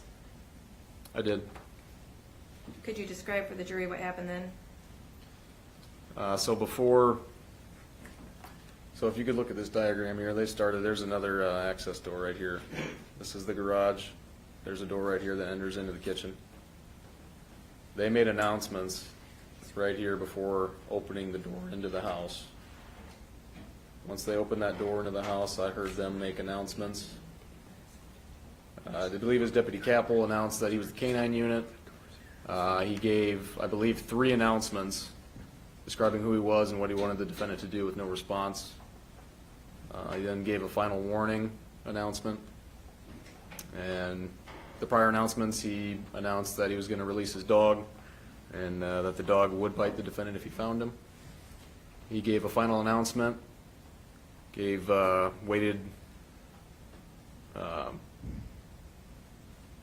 maybe 30 seconds or so to give the defendant time to make himself known instead of just announcing final warning and then releasing the dog. Gave a little bit of time there, and then he released his dog into the basement. Your Honor, may I approach the diagram here? Deputy, I know it's hard to see from over there, but you were indicating that the door to the residence from the garage was around here. Correct. Okay. And these dark black lines represent doors, and the walls are actually not filled in. So is the door to the house from the garage is here, right in front of this desk? That's correct. Yep. Sorry about that. That's correct. Right there.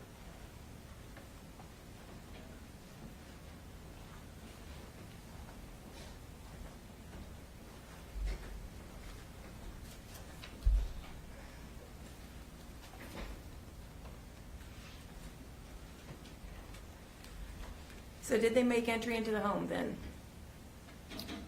They did, yep. After they announced and sent the dog, they did make entry into the house. Did you hear them clear the basement? Yes, I did.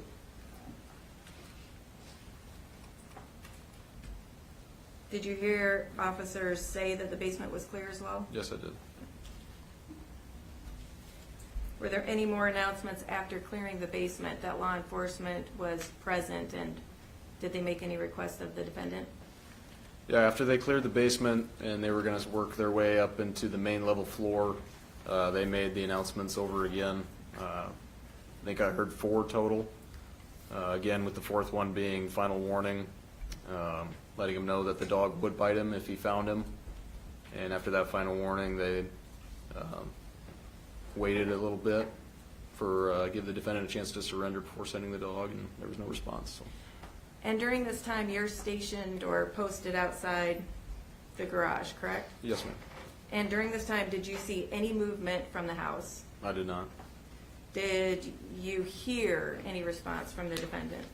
Not at this time. Did you see any lights come on in the house? I did not. Okay.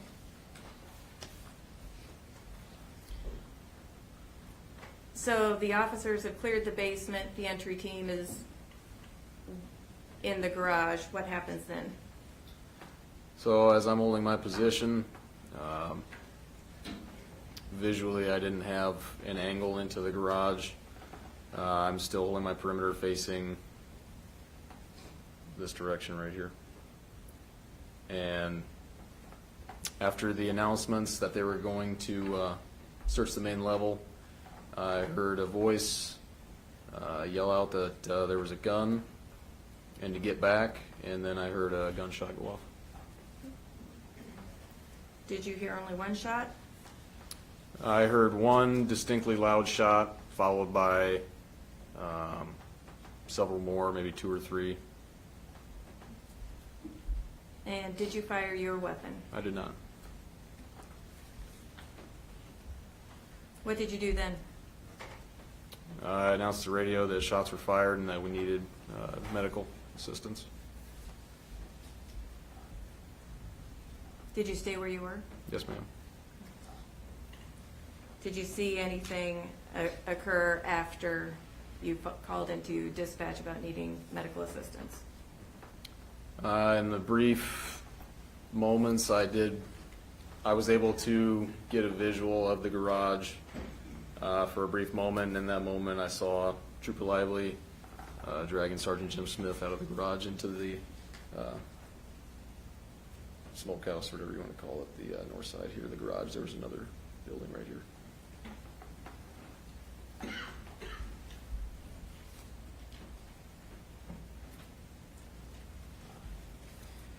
What did you do at that point? I maintained my position. What could you hear? I heard a voice coming from what sounded, if you look at the diagram, it sounded like it was right in this area here inside the kitchen. I heard him shout to get out of my house and to take your dog with you. I heard that multiple times. And I also heard the defendant shout to, again, this is from this area right here, to get out of the house or to start shooting.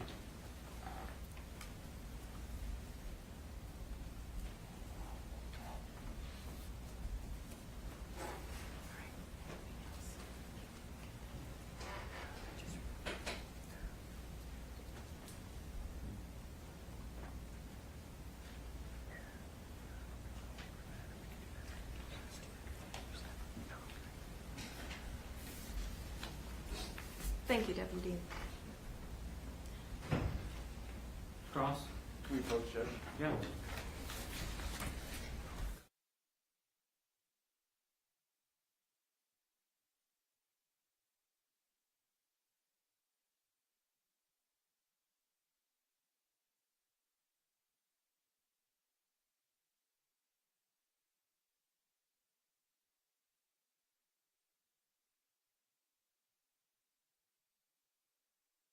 Break, so it's going to be a brief one. But if you need to use the restroom or whatever, feel free to do that at this time. But I'll ask you to just stay in your jury room until we call for you. Keep the admission during the break. All rise for the jury.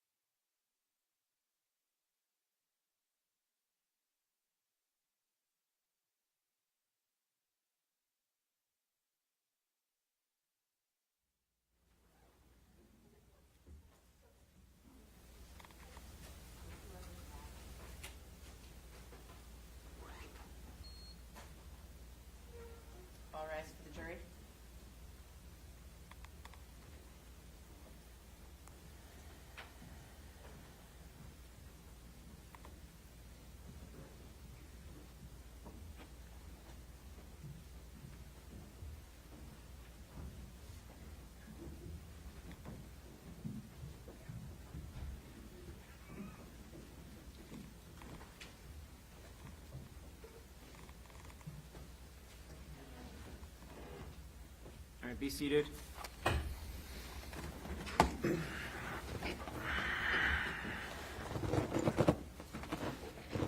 Cross.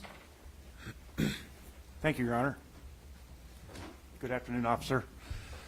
You were the first to arrive at Mr. Lang's house after the incident with Cody Niehaus. Is that right? Did you ask, was I the first? Yes. Yes, I was. Okay.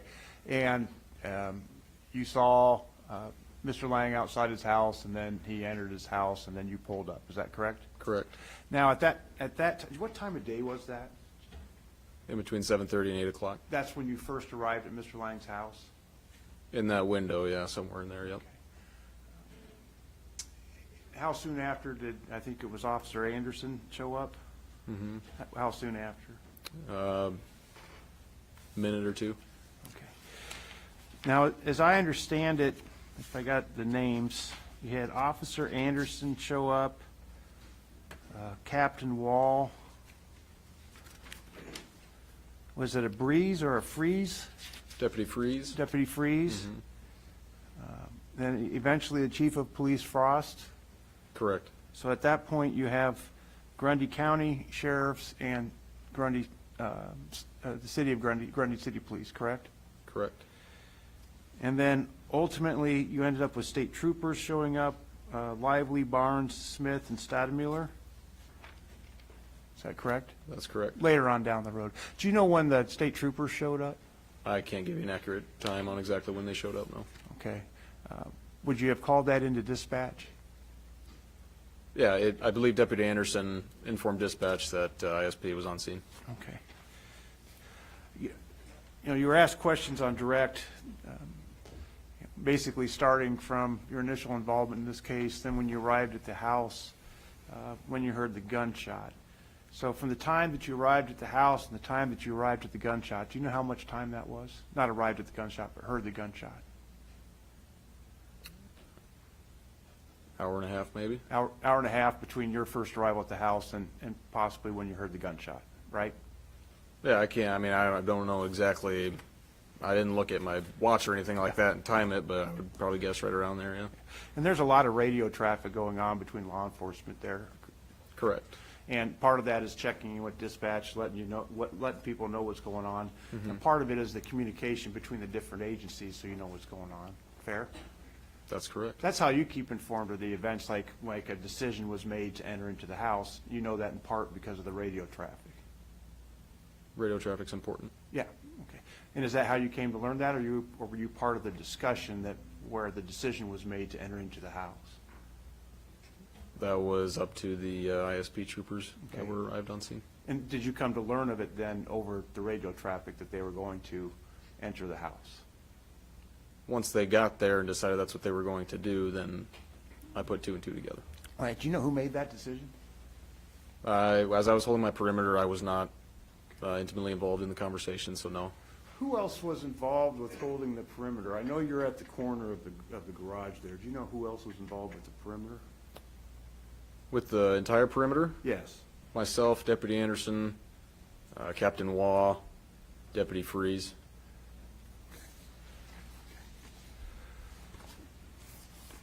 Over the course of the time, how long were you at Mr. Lang's house until this was all said and done and you got to go home?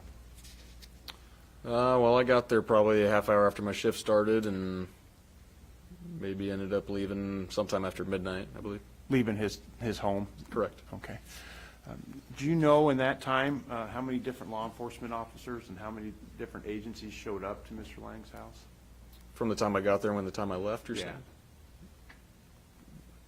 Couldn't give you a number. Okay, more than 10? More than 10, yeah.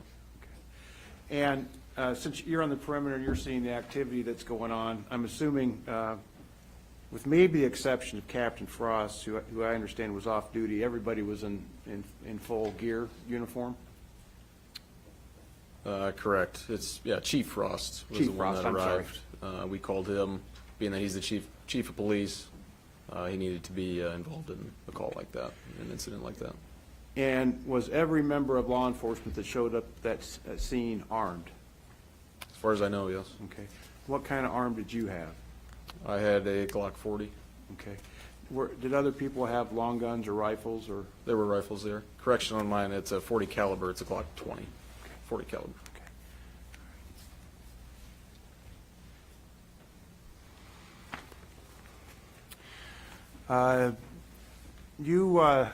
When you first got there, you say you knocked and announced and said Sheriff's Department, I'm assuming something like that? Yes, I did. Okay. And you were telling Mr. Lang to come out and talk? Yes. Okay.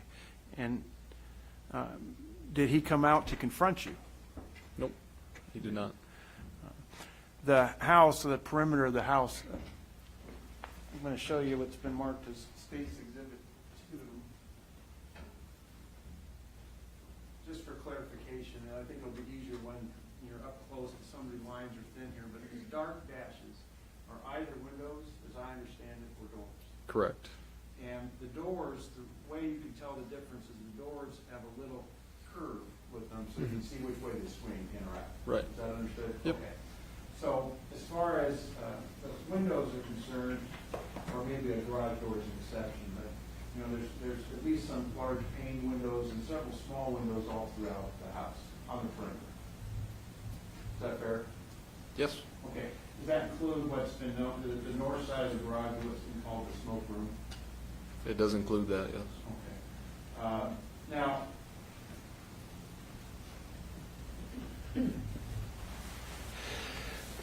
and during that hour and a half, up until you heard the first shots, you saw no aggressive movements, no shots or anything like that from Mr. Lang at you or anybody else outside the house? Correct, we never got a response when we asked for one. Okay. Now,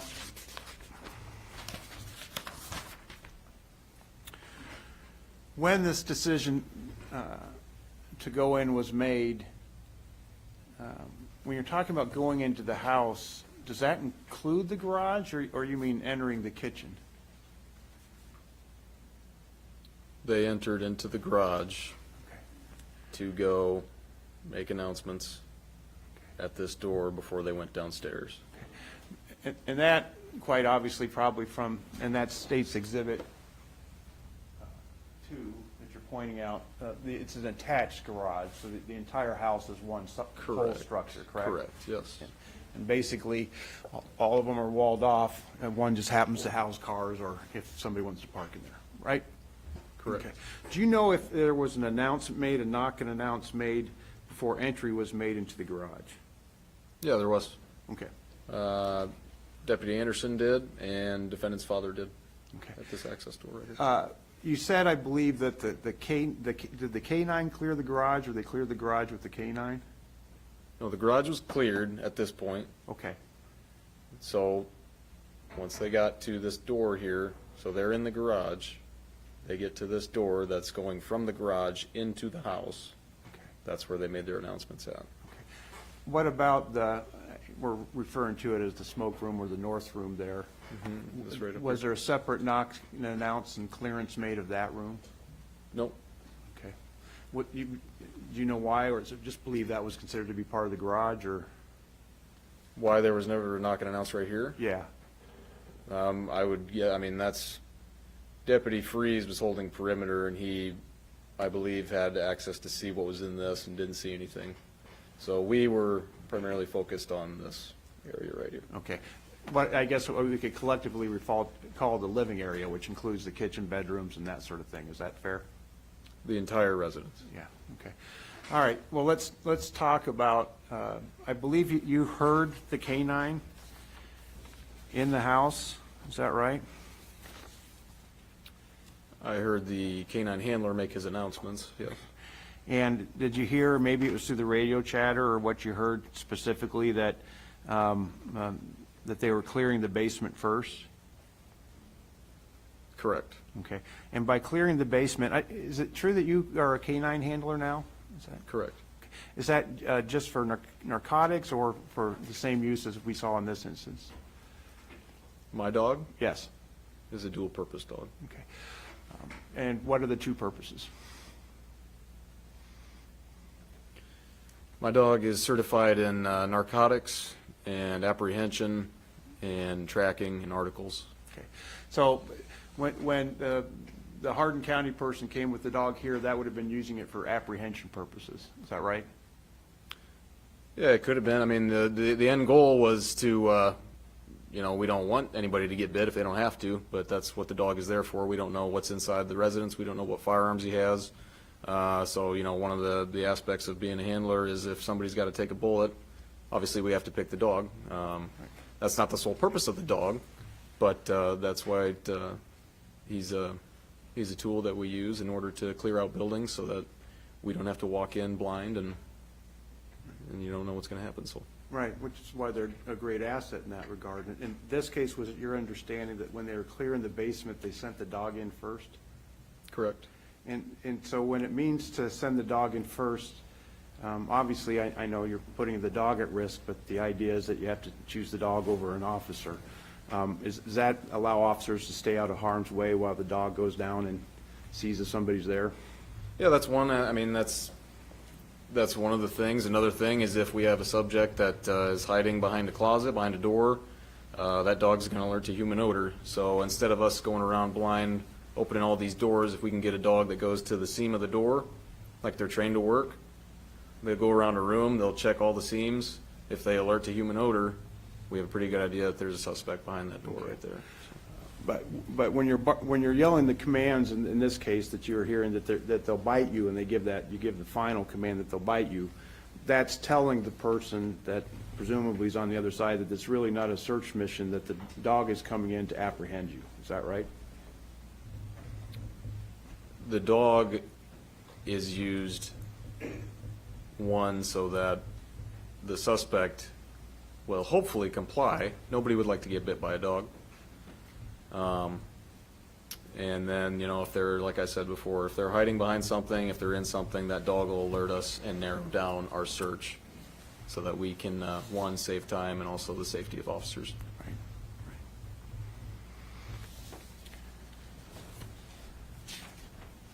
I think I'm getting there. Do you have anything else?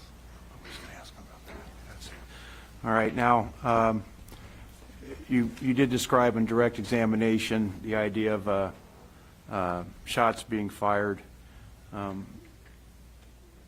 Is it true that whole exchange lasted just a few seconds? Correct, yep. Okay, and that's your memory from what you heard? Yeah, correct, yep. Okay.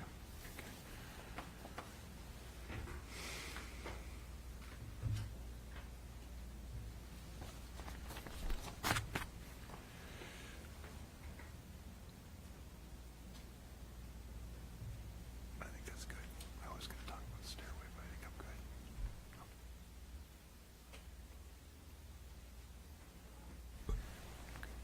I don't have any further questions. I'm sorry, I have to get used to pushing the microphone on and off. Thank you. Redirect? No questions, Your Honor.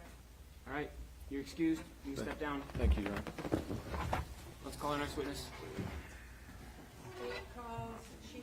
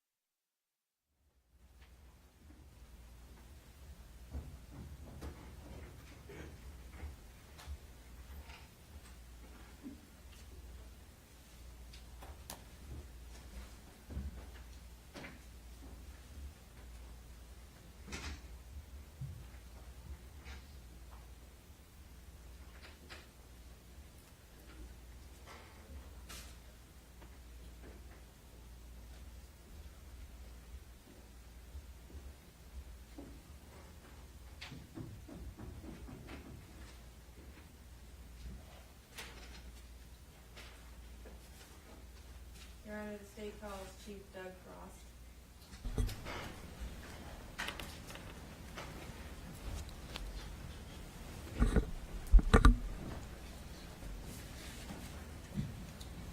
Come on over here, please.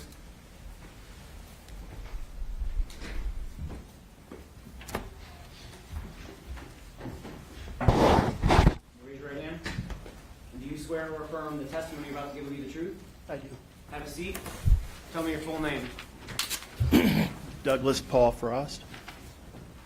Counsel? Thank you.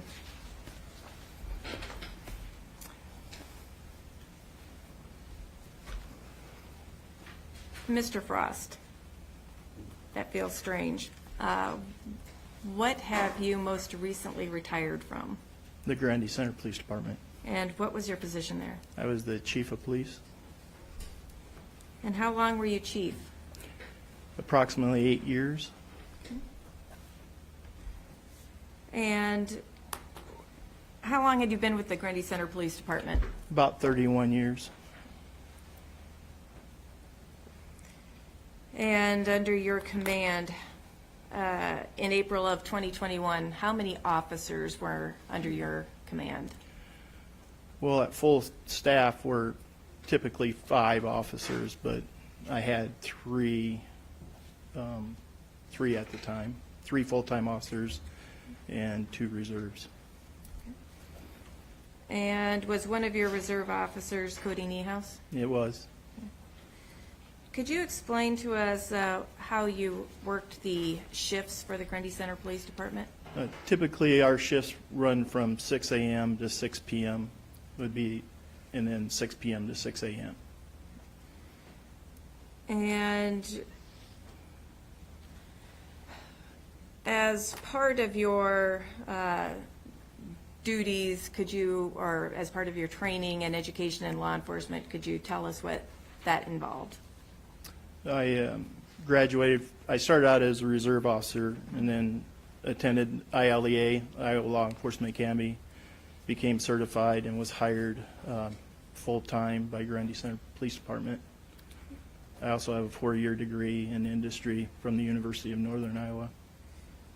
And do you also have ongoing, or did you have ongoing training on an annual basis? I did. Throughout the years, ongoing training every year, up to 12 hours a year. And you're recently retired, correct? I am. And when did you retire? March 31st, Of what year? 2022.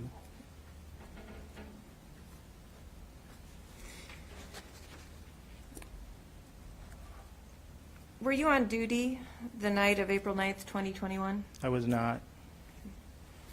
And do you recall what day of the week that was? I believe it's a Friday. And do you recall who was on duty that night? Reserve Officer Cody Niehaus would have been on duty that night from 6 p.m. to 6 a.m. And do you recall who else would have been on duty that night? Nobody else would have been on duty that night. Would there have been anybody else coming off duty or on duty at about that time? Yeah, Officer Lowe came off duty from the 6 a.m. to 6 p.m. shift. And on that night, did you receive a call? I did. Okay, what call was that? I was called by Grundy County Dispatch advising me that I was needed out at the Grundy Hospital because Officer Niehaus had been assaulted. Did you learn anything else in that call? That he had been assaulted by Mike Lang. Did you go out to the hospital? I did not. I was diverted from that call to go to the defendant's residence. And what, do you know the address of the defendant's residence? It's 305 G Avenue. And how long did it take you to get to his residence? Maybe 2 or 3 minutes, 4 minutes.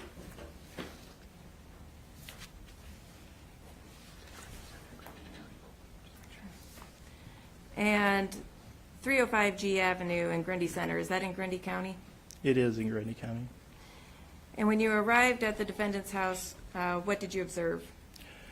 I observed Deputy Broome and Deputy Anderson on the front of the house, and then Captain Waugh, I was told, was on the back on the northeast part of the house.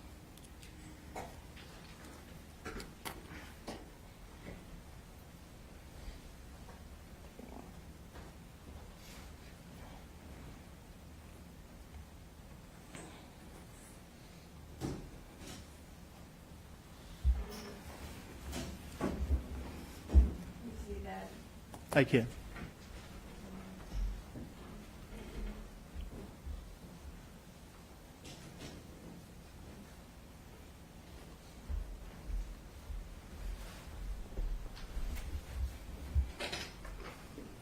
Where do you recall seeing Deputy Broome? Deputy Broome would have been in the southeast corner of the house. And where was Deputy Anderson? He was, more by the walk-through door to the garage, which is closer to the west side of the house. And where was Captain Waugh at that time? At that time, he would have been back in the north east part of the house, right in there. Did you see any vehicles there at the sign, or at the scene? Deputy, well, I later found out it was Deputy Broome's vehicle was in the driveway with its lights going. And was that a marked Grundy County Sheriff's deputy car? It was. And did you get any debriefing of what was going on at the scene? Other than what dispatch had told me, Deputy Broome kind of filled me in that he had followed the defendant to the residence and observed him run in or go into his house through the walk-through door of the garage. And what did you do after the debriefing? I started, well, I actually walked over by Deputy Anderson a little bit, and then I went to the front door, and I opened the door and kind of shined my flashlight around through the little windows, and then I knocked on the door. And Could you show on the diagram where the front door is? I would approximately on that area. And when you say you opened the door, what kind of door was that? I'm sorry, the screen door to the walk-through door. And you stated that the walk-through door had some little Had windows? some small windows up towards the top. And I don't know, maybe 3 or 4 inches tall, and maybe 8 or 10 inches wide. And what did you say when you knocked on the door? I said, "Mike, it's Doug. Come out and talk to me." And did you say it in that tone of voice? I said it loud enough that I feel he could hear me through the door. How were you dressed? I was dressed in my, I didn't have my uniform on. I had jeans, a shirt, and then I had my protective vest or outer vest and my gun belt.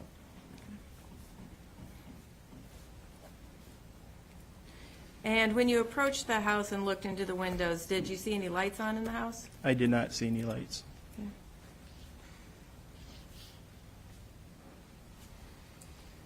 And Grundy Center being a small town, did you know that the defendant knew who you were? Yes. Did the defendant respond to your entreaties to come out? No.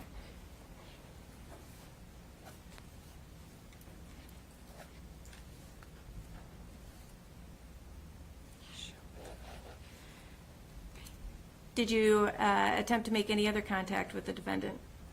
I tried a couple times knocking on the door throughout the different times there and shining my light in the living room through those little windows, hoping to see him or get his attention, but I didn't hear anything. So the defendant did not answer or comply with your request to come out? No, he did not. Did you check to see if any doors were locked? I checked the front door when I was at that door, and it was locked. While at the front door, did anybody approach you? At some point, his father came walking down the sidewalk. And when you say his father, whose do you mean? I'm sorry, the defendant's father came walking down the sidewalk. Okay.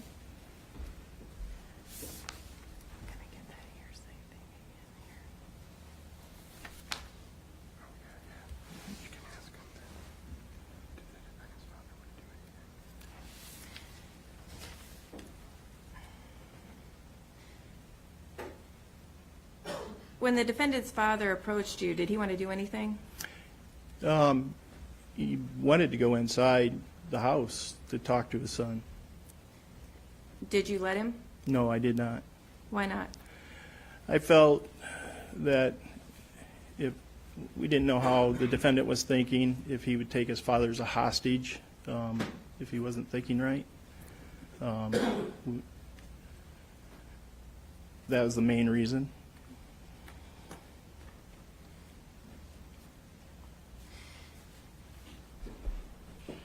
Did you or anyone else attempt to make any contact with the defendant outside of knocking on the door? At that time, no, not that I'm aware of. Did you attempt to use any other means of communication? When I talked to his father, the defendant's father, he advised me that his cell phone, the defendant's cell phone, didn't have any minutes, so we couldn't call him on the cell phone. He also advised me he didn't have a landline telephone, so we couldn't talk to him on that either. Did you learn that anyone else had a key to the residence? That his father, his father told me, the defendant's father told me he had a key to the residence, yes. And did you ask to be allowed to use the key? I did.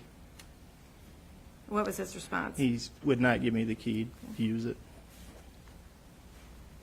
At this point, did you know that, or did you know the status of the doors around the house being locked or unlocked? Like the garage, the walk-through garage door where Deputy Anderson was at was locked. As far as the back door, I wasn't sure at that point.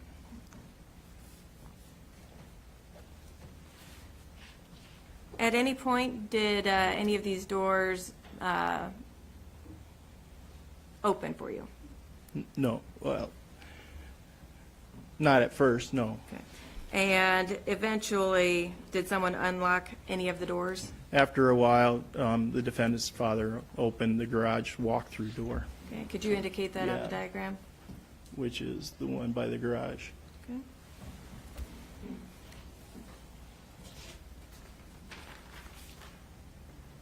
What did you do at this point? I was making phone calls to dispatch to have them contact State Patrol, see if they could have a TAC team come and assist. Okay. I also made a phone call to dispatch to have them check with Hardin County, see if their dog was available to bring over.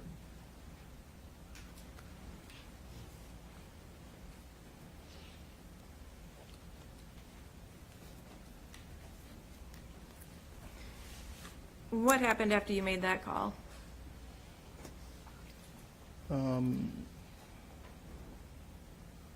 We just waited until I received a phone call from Sergeant Smith advising me he would be on his way.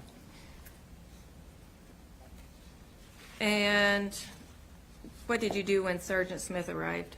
I briefed him on the situation that was going on at the time, up to what I knew at that point. Did you give him any other information? The layout of the house that I was able to obtained from the defendant's father.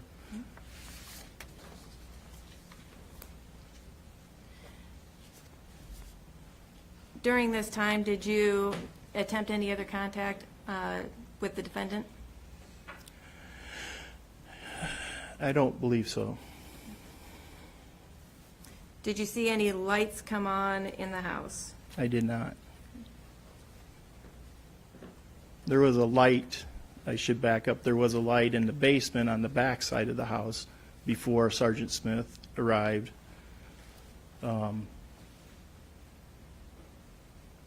That Captain Waugh had alerted me to. But when I looked through that window, I couldn't see anything through there other than a curtain. What agency was the next to arrive after you made that call to dispatch? 2 troopers from the State Patrol arrived. And do you know who they are? I don't know their names, I'm sorry. And who arrived after the two troopers? Shortly after them, then Deputy Capel with Hardin County, the dog handler, arrived. And after Deputy Capel? Then Sergeant Smith arrived. And you briefed Sergeant Smith, correct? I did. What did you do after the team had assembled and you'd briefed Sergeant Smith? After I briefed them, then they were formulating what they felt they should do. Then Officer Lowe and myself evacuated residences across the street, and then also beside the residences on the east side and the west side of the defendant's house.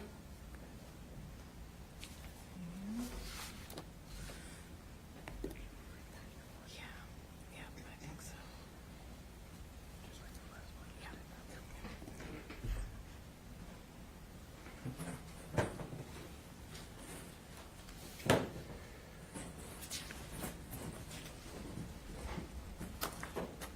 Your Honor, may I approach the... May.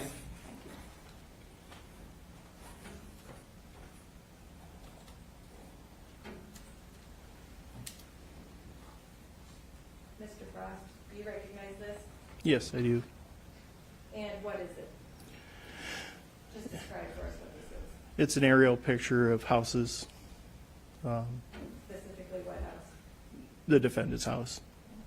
And is this a fair and accurate representation of a map of the neighborhood, including the defendant's home? It is. And at this time, Your Honor, the state would offer State Exhibit 1. Any objection?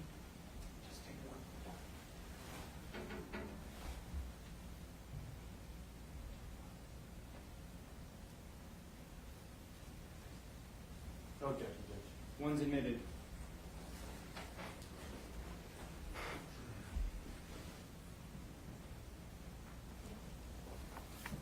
Mr. Frost, could you indicate on that map where the defendant's house is? It would be the one with the yellow box around it. And when you stated that you and Officer Lowe evacuated the houses next to his home, which ones were those? We evacuated the ones on the east side of the house.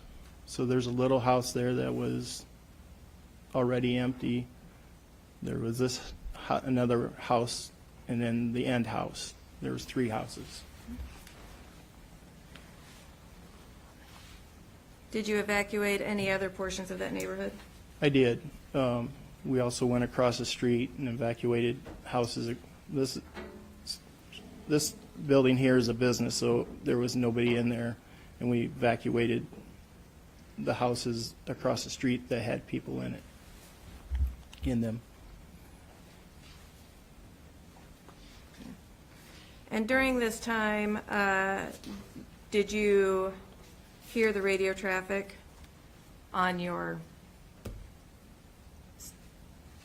body Microphone? microphone? Yes. I did hear radio traffic. Okay. And were you aware of Sergeant Smith and the TAC team entering the house? Yes. And where were you when you learned that? Actually, I was on the sidewalk towards the southeast part of the defendant's house, on the sidewalk with his father. So you were still on the property, is that correct? I was. Okay.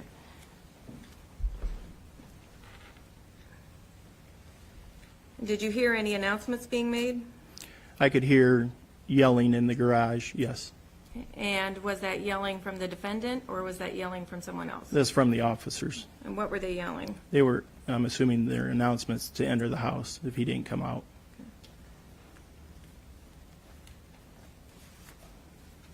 And what happened then? There was a gunshot, and then another gunshot, and a few other gunshots. Could you tell whether there was any difference in how these shots sounded? The first shot was very loud. The follow-up shots that I heard weren't as loud as the first shots. Were you able to identify what type of weapon fired? I would assume that the first shot was a shotgun, but I can't be 100% sure.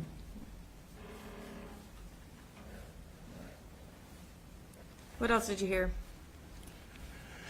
I heard a lot of radio traffic. I heard officer down. I heard radio traffic for EMS. When I heard the shot, I told the defendant's father to get behind the police car that was parked on the east side of over there to get him out of the way in case it came outside. And where was that police car parked on the east side? It was parked over on the street on the end of the block there And what was the purpose of having the car parked there? to block off traffic from going past the front of the residence. And so after you advised the defendant's father to get behind the police car, what happened?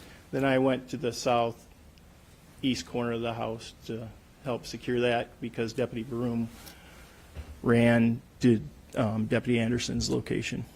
And where was Deputy Anderson? He was at the door, the walk-through door on the west side of the house, on the garage.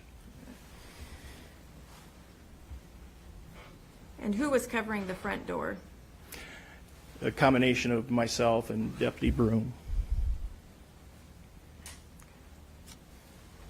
Could you hear anything from the defendant? I could hear him in the living room yelling. Could you hear what he was yelling? Get the fuck out of my house. And at this time, were there any lights on in the house? No.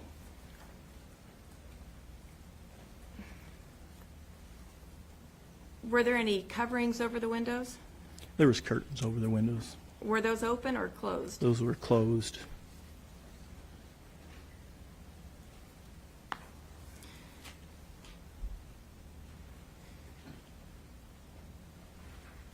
Were you advised to do anything by the tactical team? After a while, yes, I was told that we needed to back off and get away from the house. So I took up a position across the street behind a tree that could still observe the front of the house. So it was basically right in that area.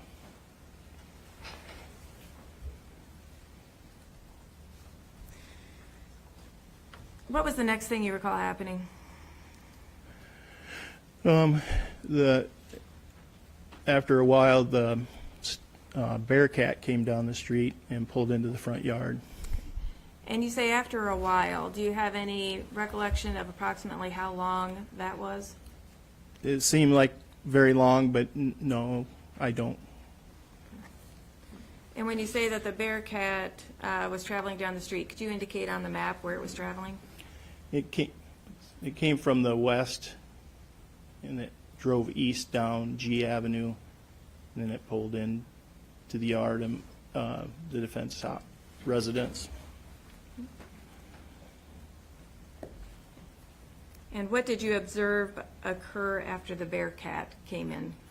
I heard, I'm assuming a negotiator calling for Mike or over the PA to come out.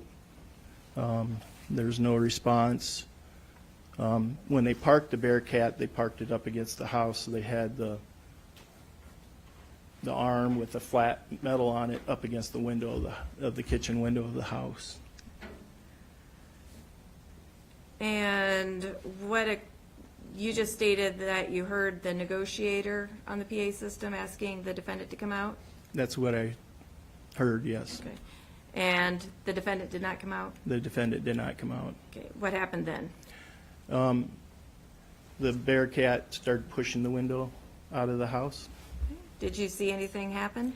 At one point, I saw a movement in the front door, and the defendant had opened the door, but then he shut it real fast. Which door did he open? He opened the walk-through door on the front of the house between the garage, towards the east side of the house. So was that the front door? The front door, yes.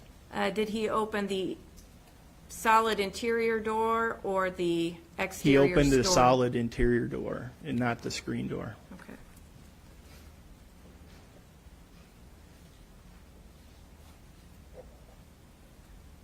Were his hands up? I did not see his hands up, no. And what did you hear next? Then I heard another gunshot, a loud gunshot, and then I heard the TAC team return fire towards the house.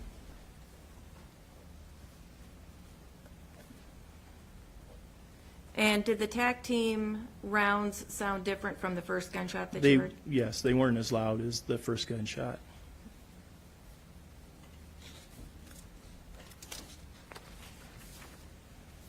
And what occurred then? At some point, I heard the defendant say that I'm shot. The Bearcat kept pushing the wall in on the house, opening it up more. And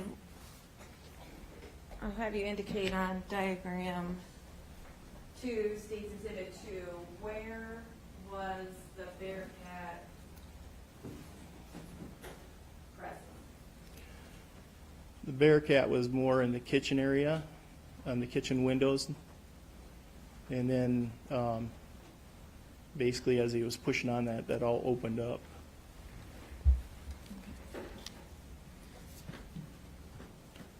So what had happened after the Bearcat pushed in the door, or pushed in the kitchen?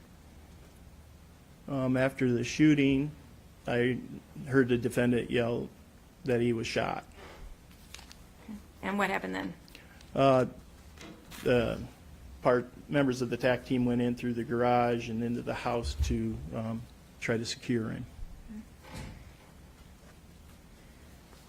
And was the defendant taken into custody at that point? He was. Okay. And where did he go from there? He was brought out to the street on the front of the house, to the ambulance, which was brought up. And what did you do at that point? After he was taken away from the residence, then I stayed there, and basically my assignment was to log in the crime scene, whoever walked into the crime scene and out of the crime scene.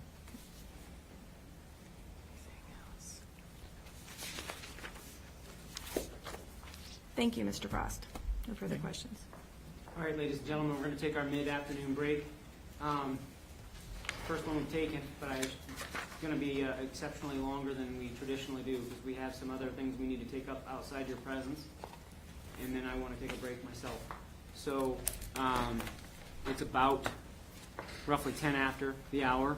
I want you back in your room at 3:40, ready to go at that time. So about a half-hour break we're going to take at this moment. Heed the admonition during this break. You don't have to stay in your jury room, but again, make sure you heed the admonition. Keep your badges on. All rise for the jury.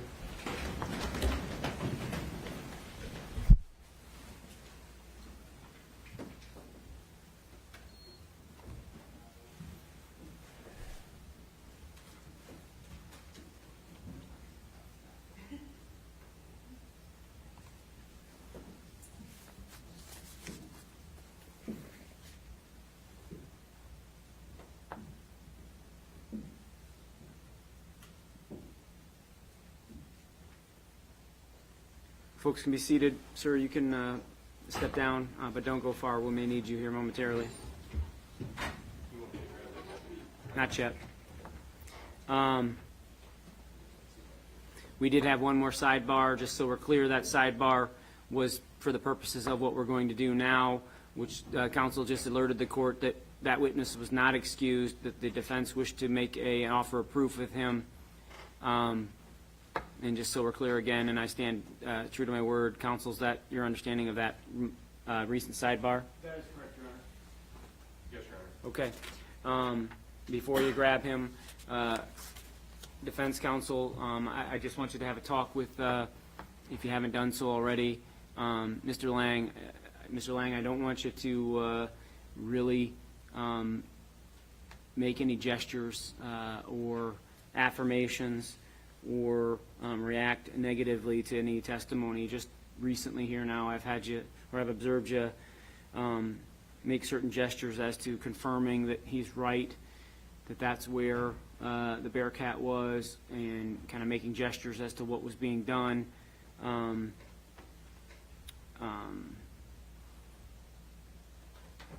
There are affirmative head nods and things of that nature. It's just been my experience talking to many juries over the course of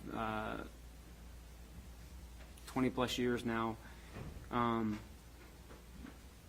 They don't like it when they don't like it when litigants do it, and they don't like it when attorneys do it. They get the impression that there's efforts to coach or to just testify when they're not really called upon at that time to give testimony. And so I can assume your attorneys have given you some indication to refrain from that, but I don't want to assume anything. I'm just telling you from the court's perspective, we need to tamper that down. Would you prefer to take the break now, counsel, or do you want to make the offer proof now? We could do it, Judge, we could do it now, and the reality is that it's not gonna take very long, number one. So we can do Officer Broome, who's waiting for us, and even though it's out of order, because we'll be up next for Frost, we can do Mr. Frost as well. I anticipated that you were going to do both. That's why I said a half hour. So it's your offer of proof. So it's ball's in your court. You tell me what you want to do, whether you want to break now, then do it. I'd say let's just do it now.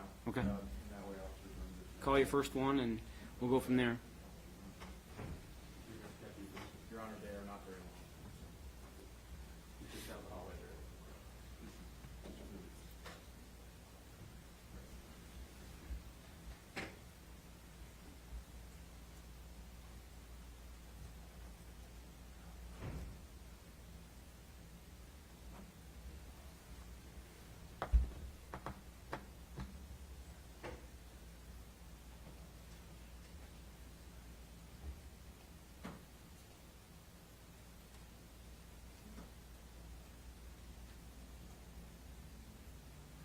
Mr. Lang, and for the folks that are here, obviously, when we talk about an offer of proof, just so you're fully aware, the court's entered a ruling. An offer of proof is essentially the other side making a record that this is what we believe the evidence would have shown for an appellate purpose later. If it gets to that, then the reviewing authority can look to what the testimony would have been to either help support the party that's proffering that evidence in their arguments. And frankly, because we're dealing with a motion in limine that is not necessarily a final determination, it's to help the court also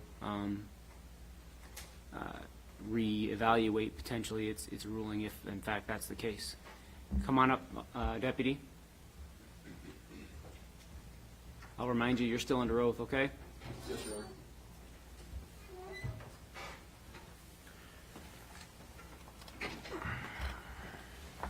I forgot one critical person. Are you okay with going forward? Okay. It's one thing about this bench, I have no eye contact with her. And I'll blame the bench, not the fact that she's 5'0" nothing. All right. Counsel? Thank you, Your Honor.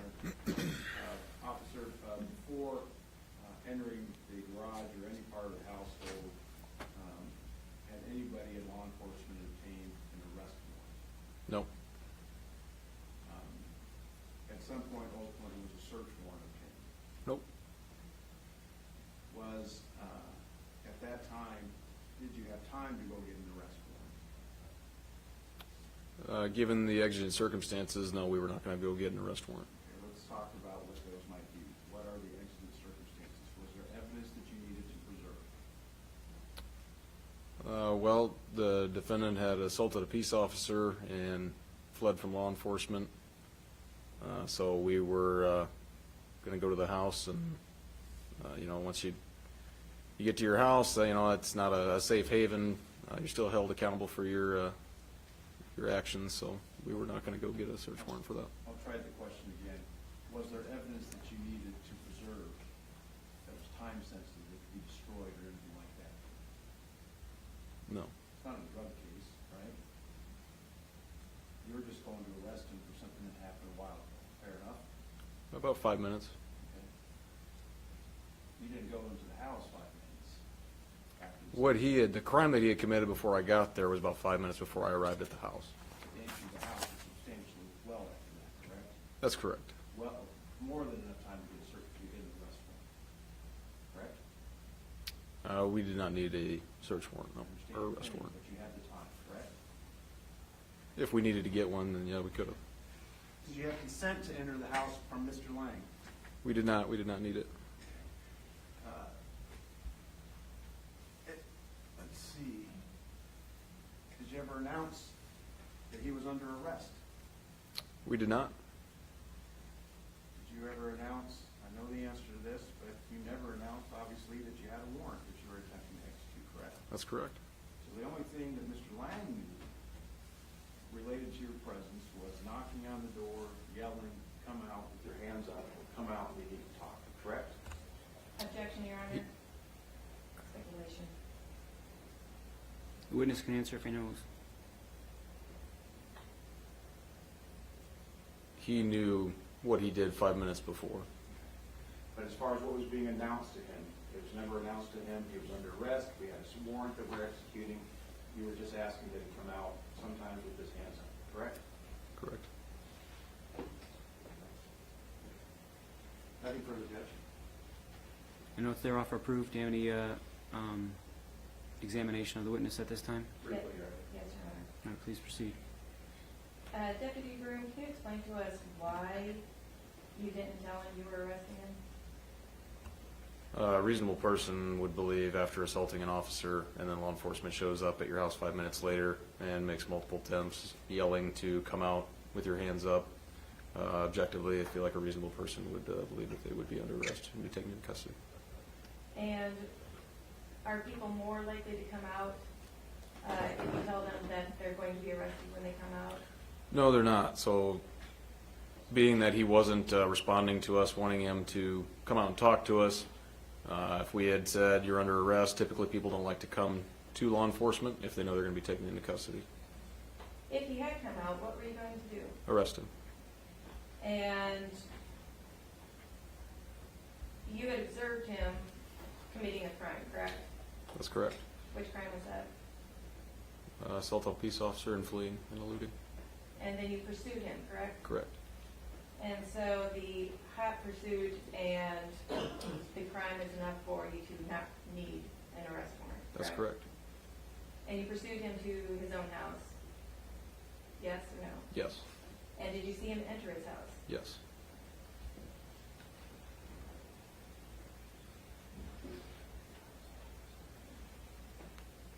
And to the best of your knowledge, do you need a search warrant to go into a defendant's house during hot pursuit? No. Nothing further, Your Honor. Anything further, Mr. Hawbaker? Yes, Your Honor. You didn't have a belief that there was anybody else in the house, correct? I only saw who I was looking for went into the house. Okay. And shortly thereafter, you had the perimeter established around the house to keep him from fleeing, I believe was the rationale. Is that right? Correct. As part of it. And you needed him to come out of the house so that then you could arrest him. Fair enough? We wanted to arrest him without incident. Right, but you need, obviously, he has to be out of the house. Physically, yes, come out of the house. Yeah, that'd be Physically be by you so you can effectuate the arrest, right? it'd be ideal for him to physically be there so we could arrest him. Yes. Nothing further. Anything else?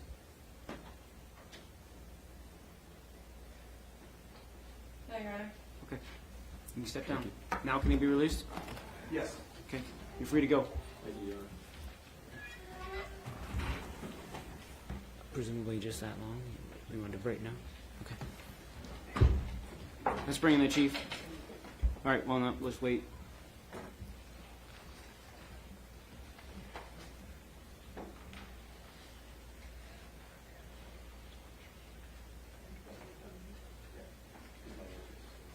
Right.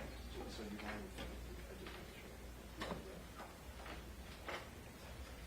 to Judge, may I address the court then? You bet. I think instead of calling Mr. Frost and sort of going through the same exercise, the purpose of the offer of proof from our perspective is satisfied with that in front of Mr. Broome. It's a little bit odd because it wasn't necessarily a head-on evidentiary ruling, for example, that something can't come in and then I have to do the offer of proof and say what we want to come in. It was sort of a more macro motion to eliminate related to the court's position on whether or not a defense was available to us. So I think we're satisfied in that regard because the testimony we'd get from Officer Frost would likely be the same, as well as the same would solicit from the state. And so parties are stipulating that if they would call the chief, at this time, the chief would give similar answers to that of Broome? That is our understanding, yes, Your Honor. All right, and so that concludes your offer of proof? It does, Your Honor. Okay. We'll make further record about it, but that doesn't change as far as the court's perspective. It's preliminary ruling. It remains the same. So let's take our mid-afternoon break. It's going to be a little longer than normal. So why don't you come back at, let's say, 35. I'll check on the jury. These folks are pretty prompt. Even though I tell them to be here at 9, they're all here well before 9, so I wouldn't doubt that'll be the case for this break as well.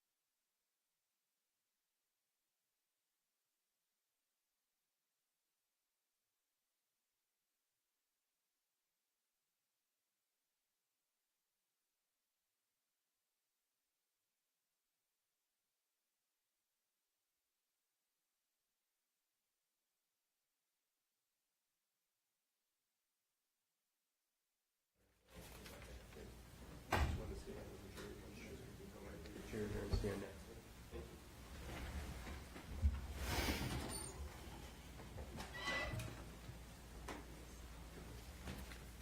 you. Are we ready for cross? Where are we at? Yes. All right.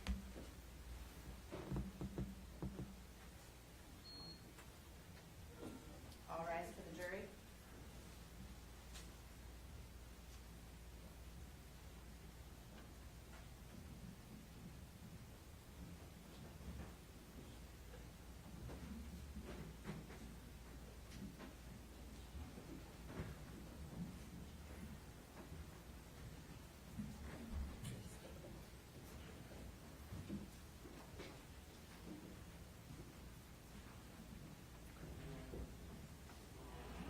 Okay, folks, be seated.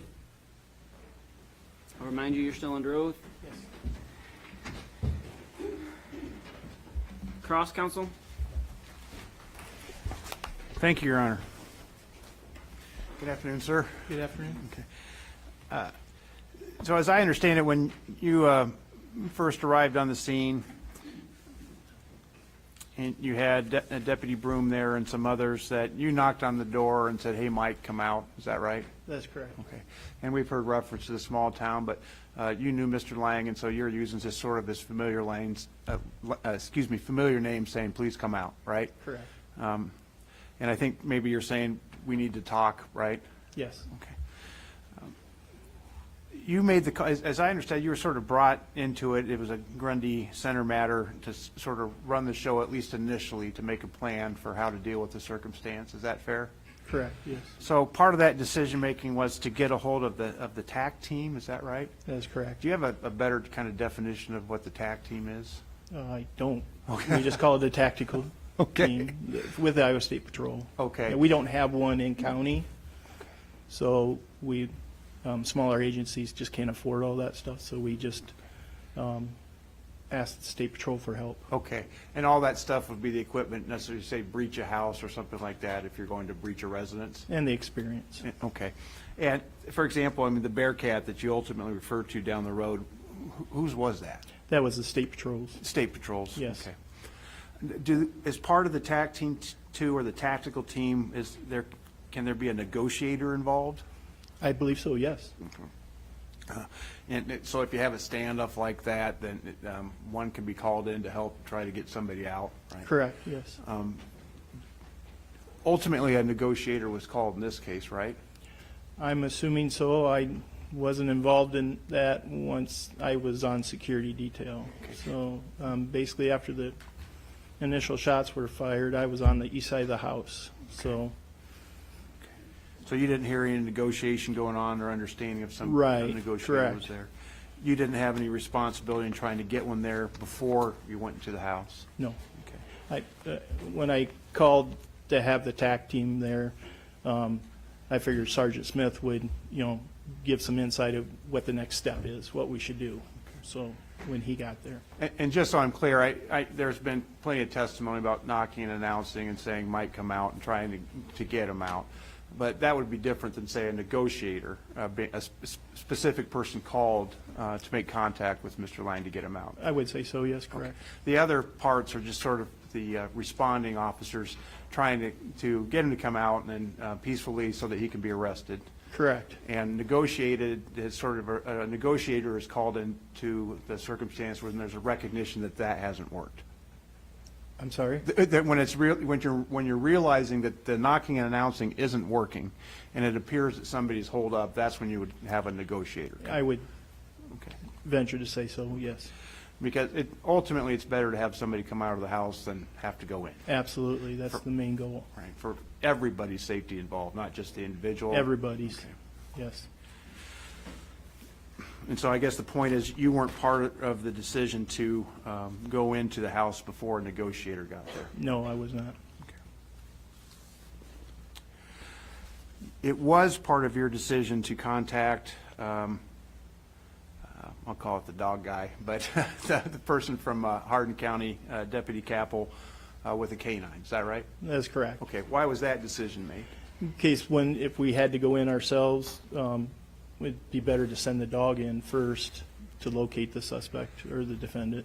Have you been a part of circumstances where the dog is used in that manner? I have not. Okay. Have you been trained in how that's supposed to happen? I have not. Okay. All right. But you understood that having the dog was sort of an additional layer of safety between officers and whomever they might be trying to apprehend? That's how I feel, yes. Yeah, okay. Okay.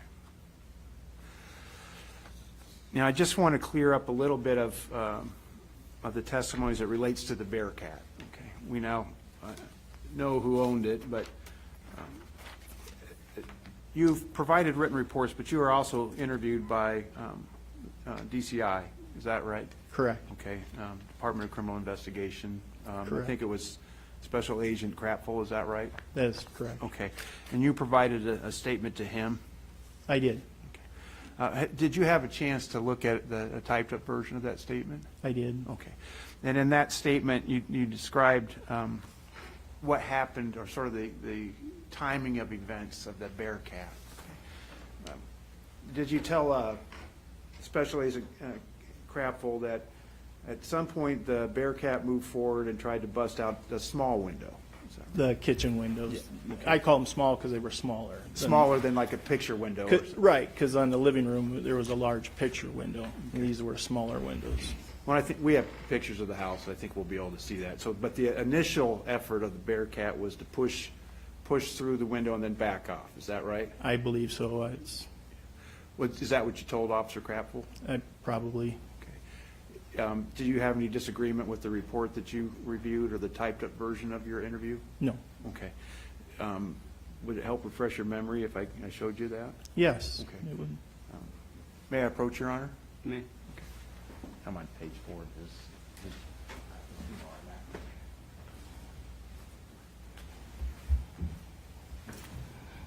Just take a second to read it, and then I'll ask you questions when you tell me you're done, but it's pretty much this paragraph.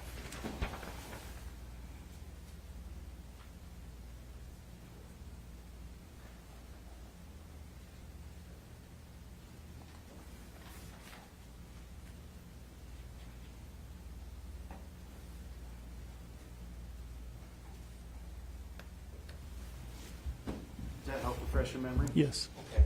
So as I understand it, the sequence of events that you witnessed when you're there was that the Bearcat moves in and breaks the small kitchen window. Correct. Okay. And then they back off after doing that, and then they did the door. Is that right?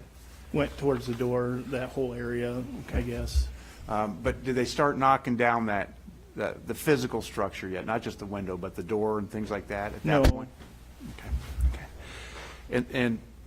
And then that's the point, I think you testified on direct examination, that you saw the door open up to the house. I did. And did you see Mr. Lang?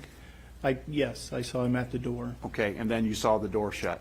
He shut the door that fast. Okay, yes. so that's after the glass was broken, and then the Bearcat repositioned itself a little further down? Yes. Okay, so that it would if it moved in, it would take out a door. I don't know if it was quite to the door, but it was that direction, yes. Okay, well, maybe just, so I have it in my head, I'm sure this is State's Exhibit 2. As we're looking at State's Exhibit 2, maybe it's easier just to say, oh yeah, well, it is true. This is, the left-hand side is west, the right-hand side is east. Correct. And so the kitchen window, smaller kitchen window, sort of off-center at the bottom to the right, is that right? You got the walk-through door, and then I believe the kitchen windows were east of the walk-through door, which the walk-through door is on, I'm sorry, to the garage. Right. So No. You got to come down. I don't have the pointer here. Oh. Thank you.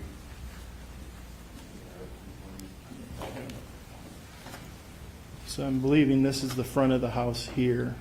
Okay, bottom part of the picture of Exhibit 2. Yeah. Okay. So the walk-through door to the garage is here, and then the windows were right in this area. Okay. Do you know what this black line signifies? I'm assuming the wall between the door, the walk-through door, and the windows. So the small window you believe is left of or west of the dark dash on the bottom part of the area labeled kitchen, right? Yes. Somewhere in here. Somewhere in that general area, Okay, yes. then where did the Bearcat move after it reached that small window? Backed up and then moved, did it go east or west? It went west, I'm sorry, a little bit. So it kind of took out this whole area. But To the- at this point that we're talking about, they haven't pushed into that structure, No. right? Okay. Now, from the time that the glass was broken and the time that they backed up and repositioned, there was no shooting coming from the house from Mr. Lang. I don't believe so. Okay. What, the only thing that's happened in that time is the opening and shutting of the door. Yeah, it was shortly after that. Okay. And then after that, after the Bearcat reposition, at least as I understand what you told Officer Crapful, that's what they started to push in the door, the physical structure.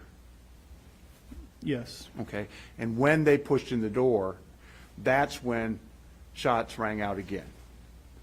Yeah, it could have, that, yeah, Okay. Was your memory better when you talked to Officer Crapful? probably. Well, it's Yeah. closer in time to these events, right? Yeah. Would it help refresh your memory if I showed you that same report? Sure. Okay. Your Honor? You may.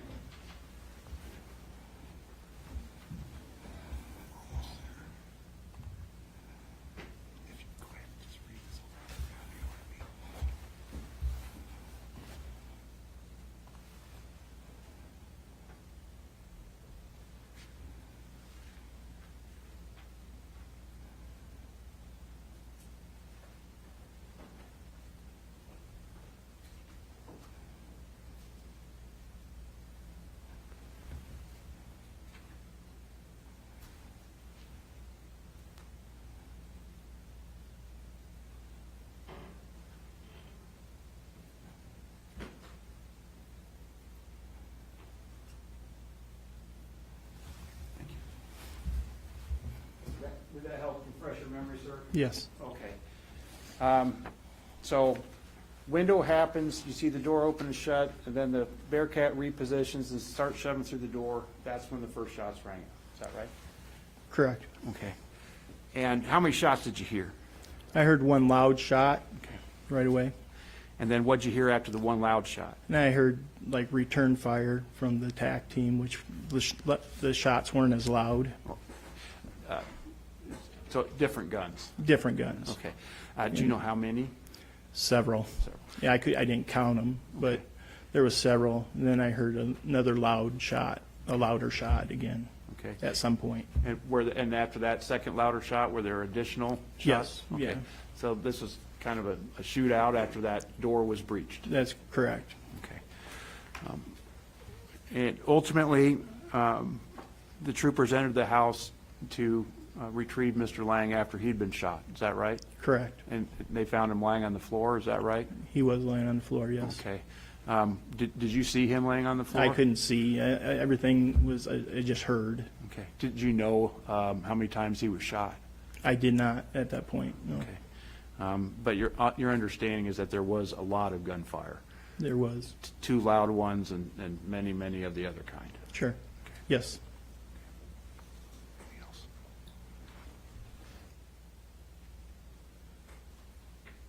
Thank you, sir. Redirect? No questions, Your Honor. All right, you can step down. Thank you.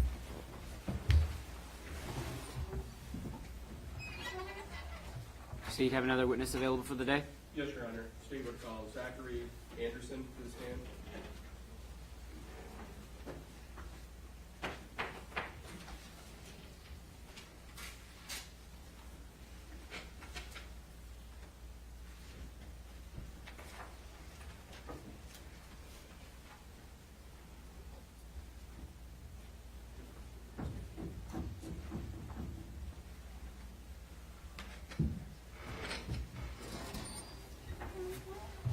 Do you swear or affirm the testimony you're about to give will be the truth? Yes.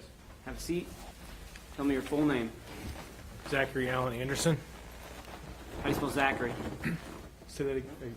How do you spell Zachary? Zachary. And how do you spell Allen? Allen. And is Anderson O-N or E-N? Ian. All right. Counsel? Thank you. Officer Anderson, there's a small microphone. That's the microphone for the speaker. Yes, the small one? No, the other one. This one? I guess you were looking at the small, this is microphone. But can you pull that closer to you? And if you have to get fairly close to that, that will pick Okay. up with the speaker here, okay? Okay. All right. Where do you currently work? Cedar Falls Public Safety, And how long have you been working there? since September Of what year? 21. Where did you work before you worked for Cedar Falls? The Grundy County Sheriff's Office as a deputy. And when were you hired in Grundy Center? 2017, September also. And were you working as a deputy for the Grundy County Sheriff's Office in April of 2021? Yes. Well, first of all, where'd you graduate from high school? Happened in Parkersburg High School. What year? 04. And any post-high school education? Morningside College in Sioux City. And- And a bachelor's degree from there. Did you also attend the Iowa Law Enforcement Academy? Yes, sir. I'm going to turn your attention to April 9th of last year. Were you on duty that day? Yes, sir. Do you remember when your shift was for? Second shift, noon to 8. And at that time, you would have been working as a deputy for whom? The Grundy County Sheriff's Office.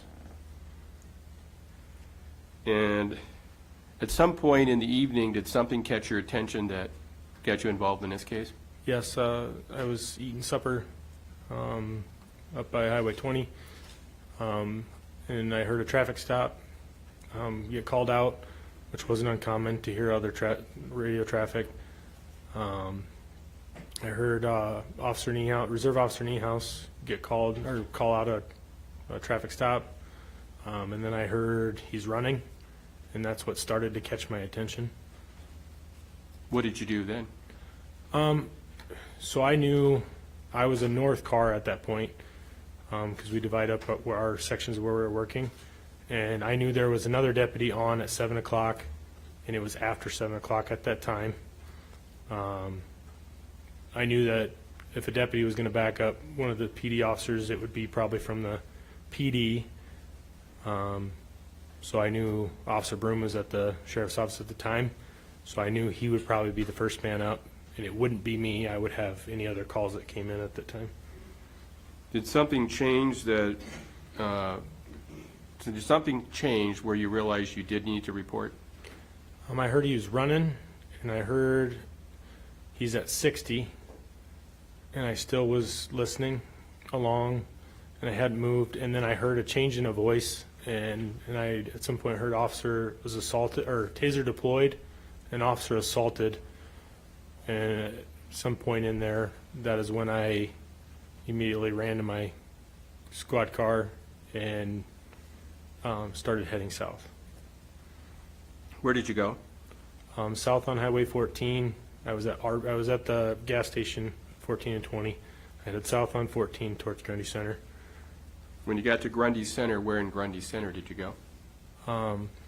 When you enter Grundy on 14, when I was coming into town, I was hearing lots of radio traffic and updates, and I was gathering information. And when I came into town, between radio traffic and looking at my computer, I could see that Officer Broome had went to a residence off of 175, where 175 and 14 meet. And so I was able to determine where the location was somewhere on my travel down to when entering into Grundy. But I knew I needed to go south on 14. Okay. And did you eventually, based on radio traffic, did you go to a specific residence? Yes. Whose residence did you go to? Michael Lang's residence. When you arrived at the defendant's residence, was anybody there? Yes, Deputy Broome. And where was Deputy Broome? He was in the yard area in front of the house. He had his pistol drawn. What did you do? I parked my squad car across the street, approached Deputy Broome, drew my pistol, and was briefed by Deputy Broome on the circumstances. When you came to town, to Grundy Center, were you in a marked patrol car? Yes, sir. And were you wearing a uniform? Yes, a Grundy County Sheriff's uniform. Can you briefly describe what it? Tan top, or tan and greens. Okay. Standard deputy sheriff outfit. We saw Deputy Broome earlier today. Is that the type of uniform you were wearing? Yes, sir. So you get there, Deputy Broome informs you on what's going on. What do you do next? He briefed me on what happened, and we both went towards the house and were checking the entrances. Deputy Broome informed me that he witnessed Lang go in through the garage door, and so we stood at kind of a perimeter. I didn't know where the entrance and exits were, so just getting a brief layout of the house and hanging out until more officers arrived. And while you and Deputy Broome were there, did you check any doors to see if they were locked? Yes. The front door and garage door were both locked. Okay, and I think there might be a laser pointer in front of you there. Which button? That'd be the red button. Okay. Can you show us on State's Exhibit 2 can you see that from where you're sitting? Yep. Can you show the jury what doors you guys would have checked? We would have checked that to be the front door and this to be the walk-in door to the garage. And both doors were locked. Both of them were locked. Did you or Deputy Broome in your presence knock on the doors? Yes. And you or both, or? Both. And multiple times, I would say, between the two of us and then other officers that showed up on scene. So when you and Deputy Broome were there, which doors did you knock on?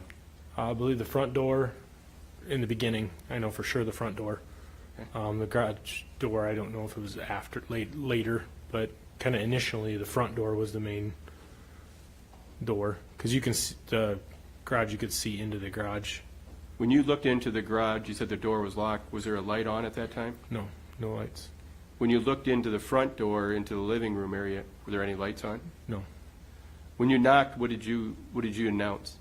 Like really loudly, sheriff's office, come out with your hands up. We're not trying to hurt you. As loud as I could.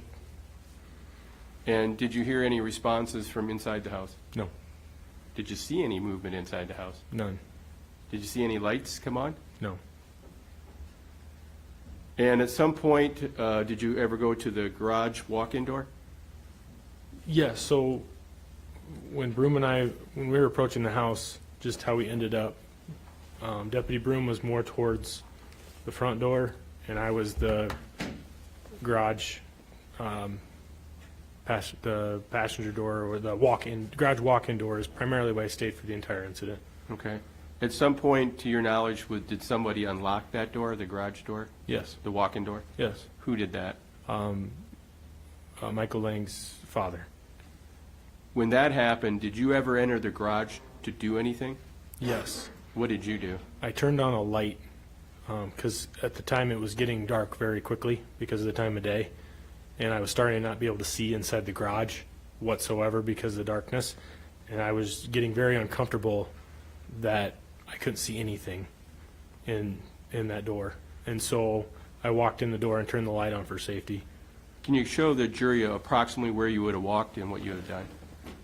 So there was a switch right here that didn't work, and I saw another switch right before the door on the inside of the garage. There was a switch right where that little black line is, somewhere around in there. All right.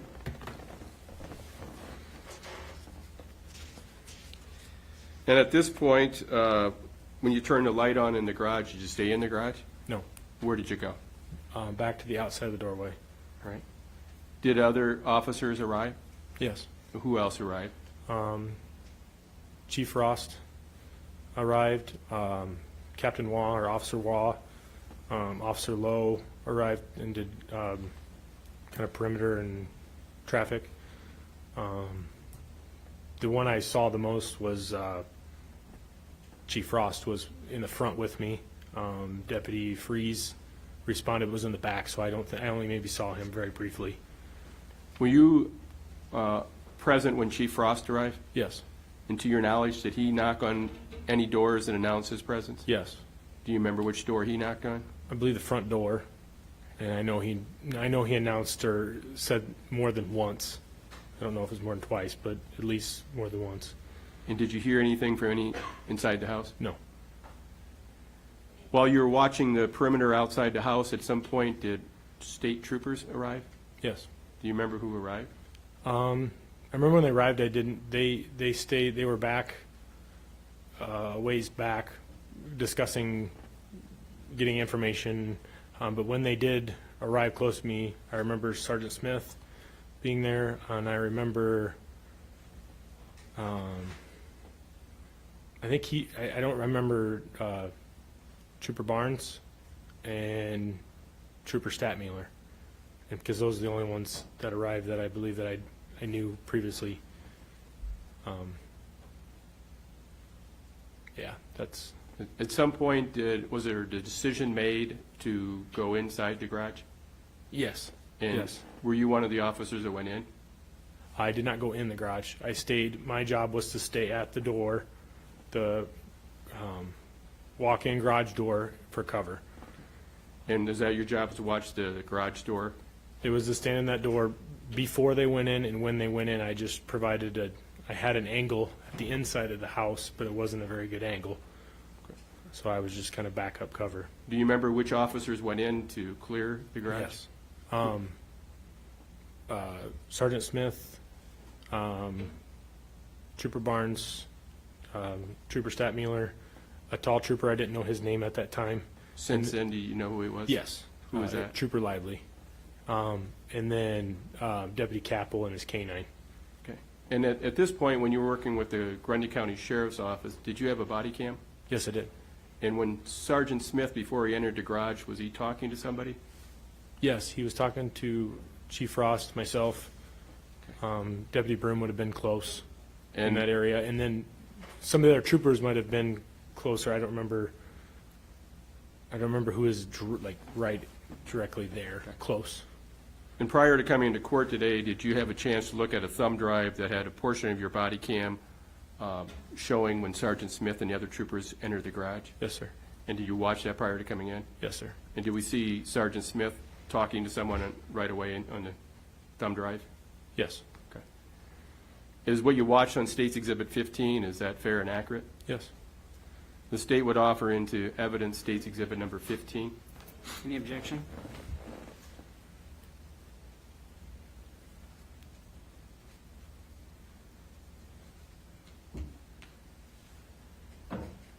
Any objection to 15? Have a second, please. Yeah.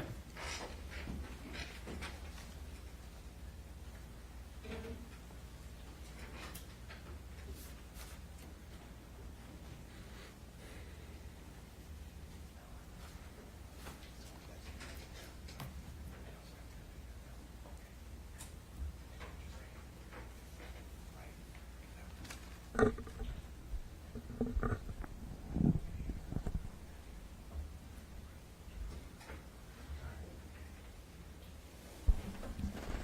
objection, Your Honor. All right, 15 will be admitted. Permission to play, Your Honor? I'm going to need just one moment. We have to move the speaker from there to back to the TV. Pick it up there.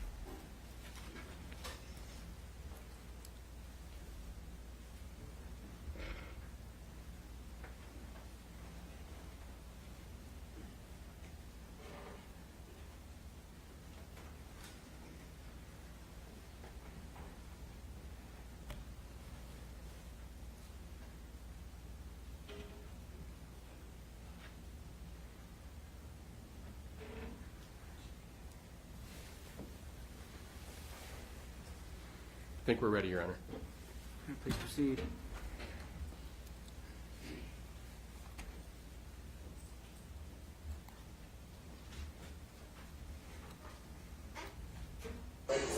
Yeah, there's another little smoking area fuse back there. The switch right beside the door there is the blue back, good back there. So that would be outside. Go flick that on. Is that, have an entry door too from the outside? Yeah, exactly. We should be able to see from the outside from the windows, right? Do you have contact with the people in the back? Yes. All right, just tell them that I'm going to be checking that, so you don't have to do anything. Just tell them we're going to start going in and check, and we'll be checking that back. So turn a light on, and it's us. Are you ready with the can? Yep, I'm ready. All right, let's go on some ground. I'm going to go across. You come with me. We're going to go across this little area first, and then you can start announcing that right there. Okay?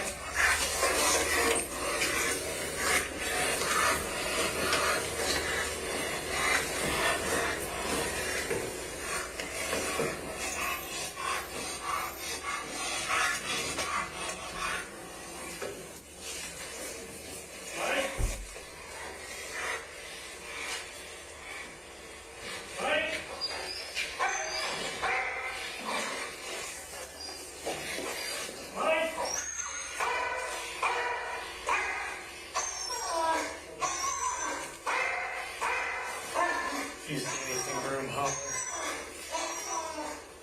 Frost, just watch that front door.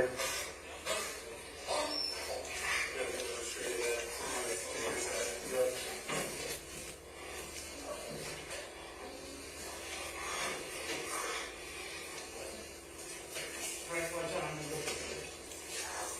Yeah, door on either side. Okay. You want to just open and start announcing? Yep. I'm gonna open the door and then start announcing. Sheriff on tonight! Like Sheriff on onto the microphone! Sheriff on tonight! Make yourself known! Like, to the mic, yeah! Sheriff on tonight! My dog will find you! Make yourself known! Give it a second. Mike, you need to come out and show us your hands now, or you will get bit. Nobody's hurt if you comply. Everything will be all right.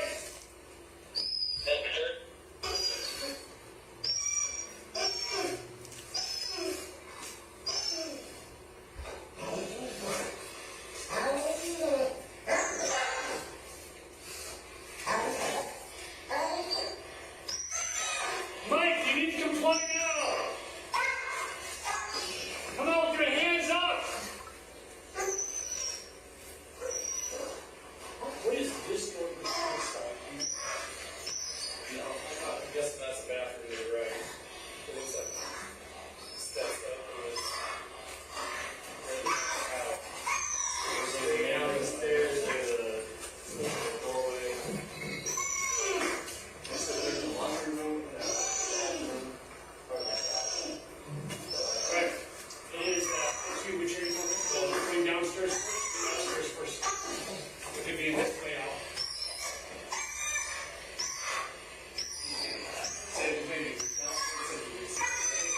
Yeah.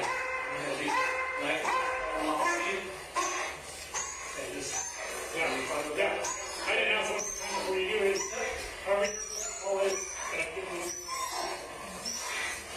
Mike, Sheriff on tonight! This is your last warning! My dog will find you if he finds you! Make yourself known!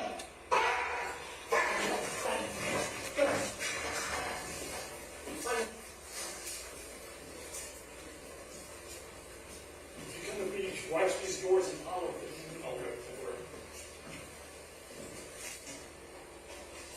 Dogs in the basement. Sheriff on tonight!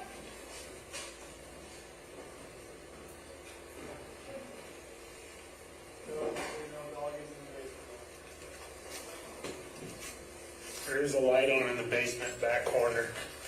Basement light on back corner.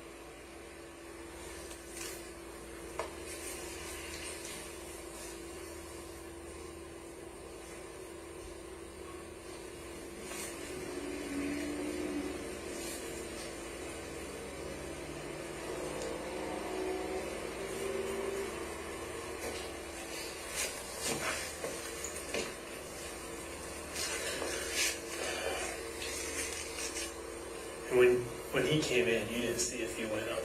Like, I mean, how close were you behind him? I wasn't pulled in yet. I seen him go in the door before I got pulled in here, and they shut that heavy door. So There's not. That one's an actual over there.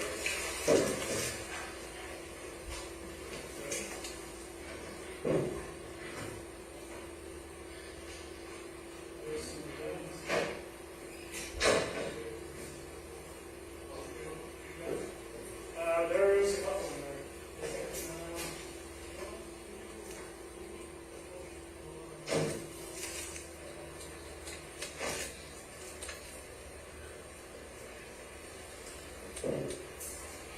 So over there, you're supposed to go in. got it. And so what you would need is you need to go back and bring your door.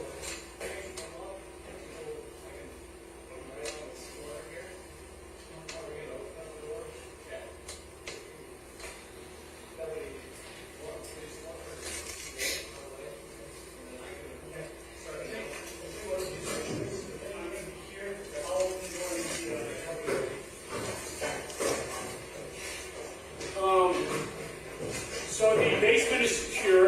Okay. Actually, why don't you tell me I'll let our dispatch know. Grundy, for your 43 basement secured. ISP will be checking top level.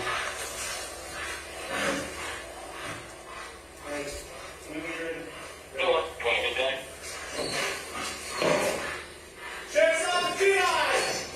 Mike! At this point,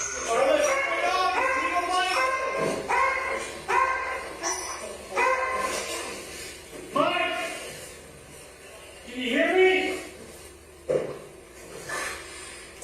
Mike, if you can hear me, walk to the kitchen. Put your hands up so I can see them.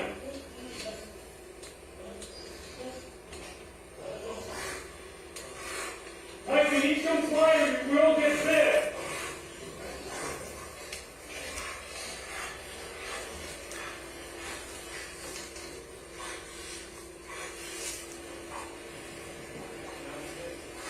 Mike, hands on the gun!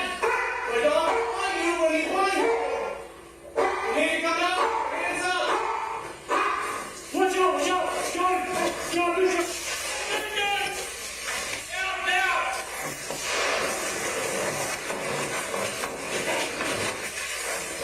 Watch your muzzle, watch your muzzle.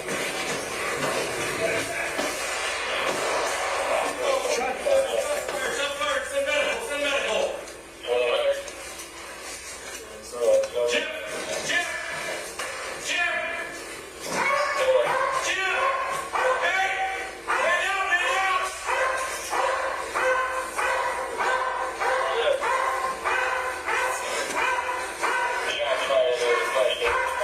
Get the ambulance here now! We got him. Wait. Stay with me, Jim! Stay with me, Jim! Stay with me, Jim! Where's Capel at? Is he down in there? I don't know. Capel, can you hear me? Capel, can you hear me? Capel, can you hear me? Yeah, I can hear you. Okay, are you safe? Where you at?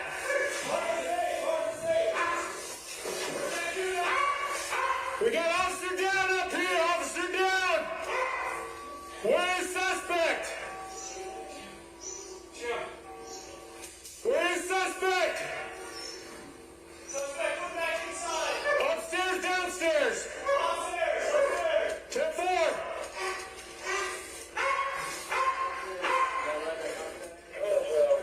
10-4.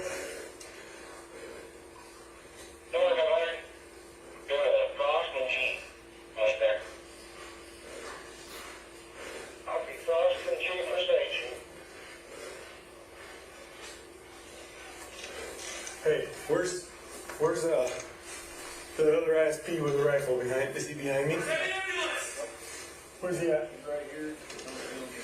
I need somebody else behind me. I got a bad angle. One down inside. Yep. Need the med pack. Need the med pack. Get out of my fucking house. Over here.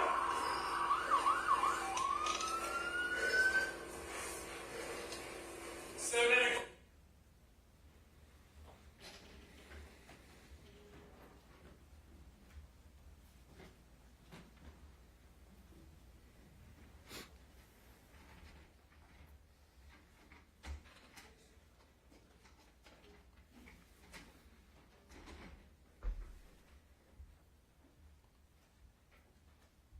Your Honor, because I have to move the speaker, would this just be an appropriate time to end for today? Yeah, if that's okay with you. The Yep. witness is going to be available tomorrow. Yes. We'll recess. Okay, ladies and gentlemen, we're going to take our recess for the evening at this time. Again, I'll ask you to heed the admonition. Again, this is the first time in the midst of the trial where you've heard evidence, so it's going to be particularly tough. Just from experience, knowing that you're going to have folks who are well aware of the fact you're serving on this trial to reach out to you. Make it very clear to them. The judge has made it very clear to you. The directive is I'm not to talk about this case with anybody until I've been released from the admonition. At that time, I'm more than willing to talk to you, but until then, I simply can't talk about this case. And that means they can't talk to you about it either, so I don't want you to allow them to do that. Heed all the other portions of the admonition I told you as well. Let's have you here tomorrow morning at 9 a.m. ready to go. All rise for the jury.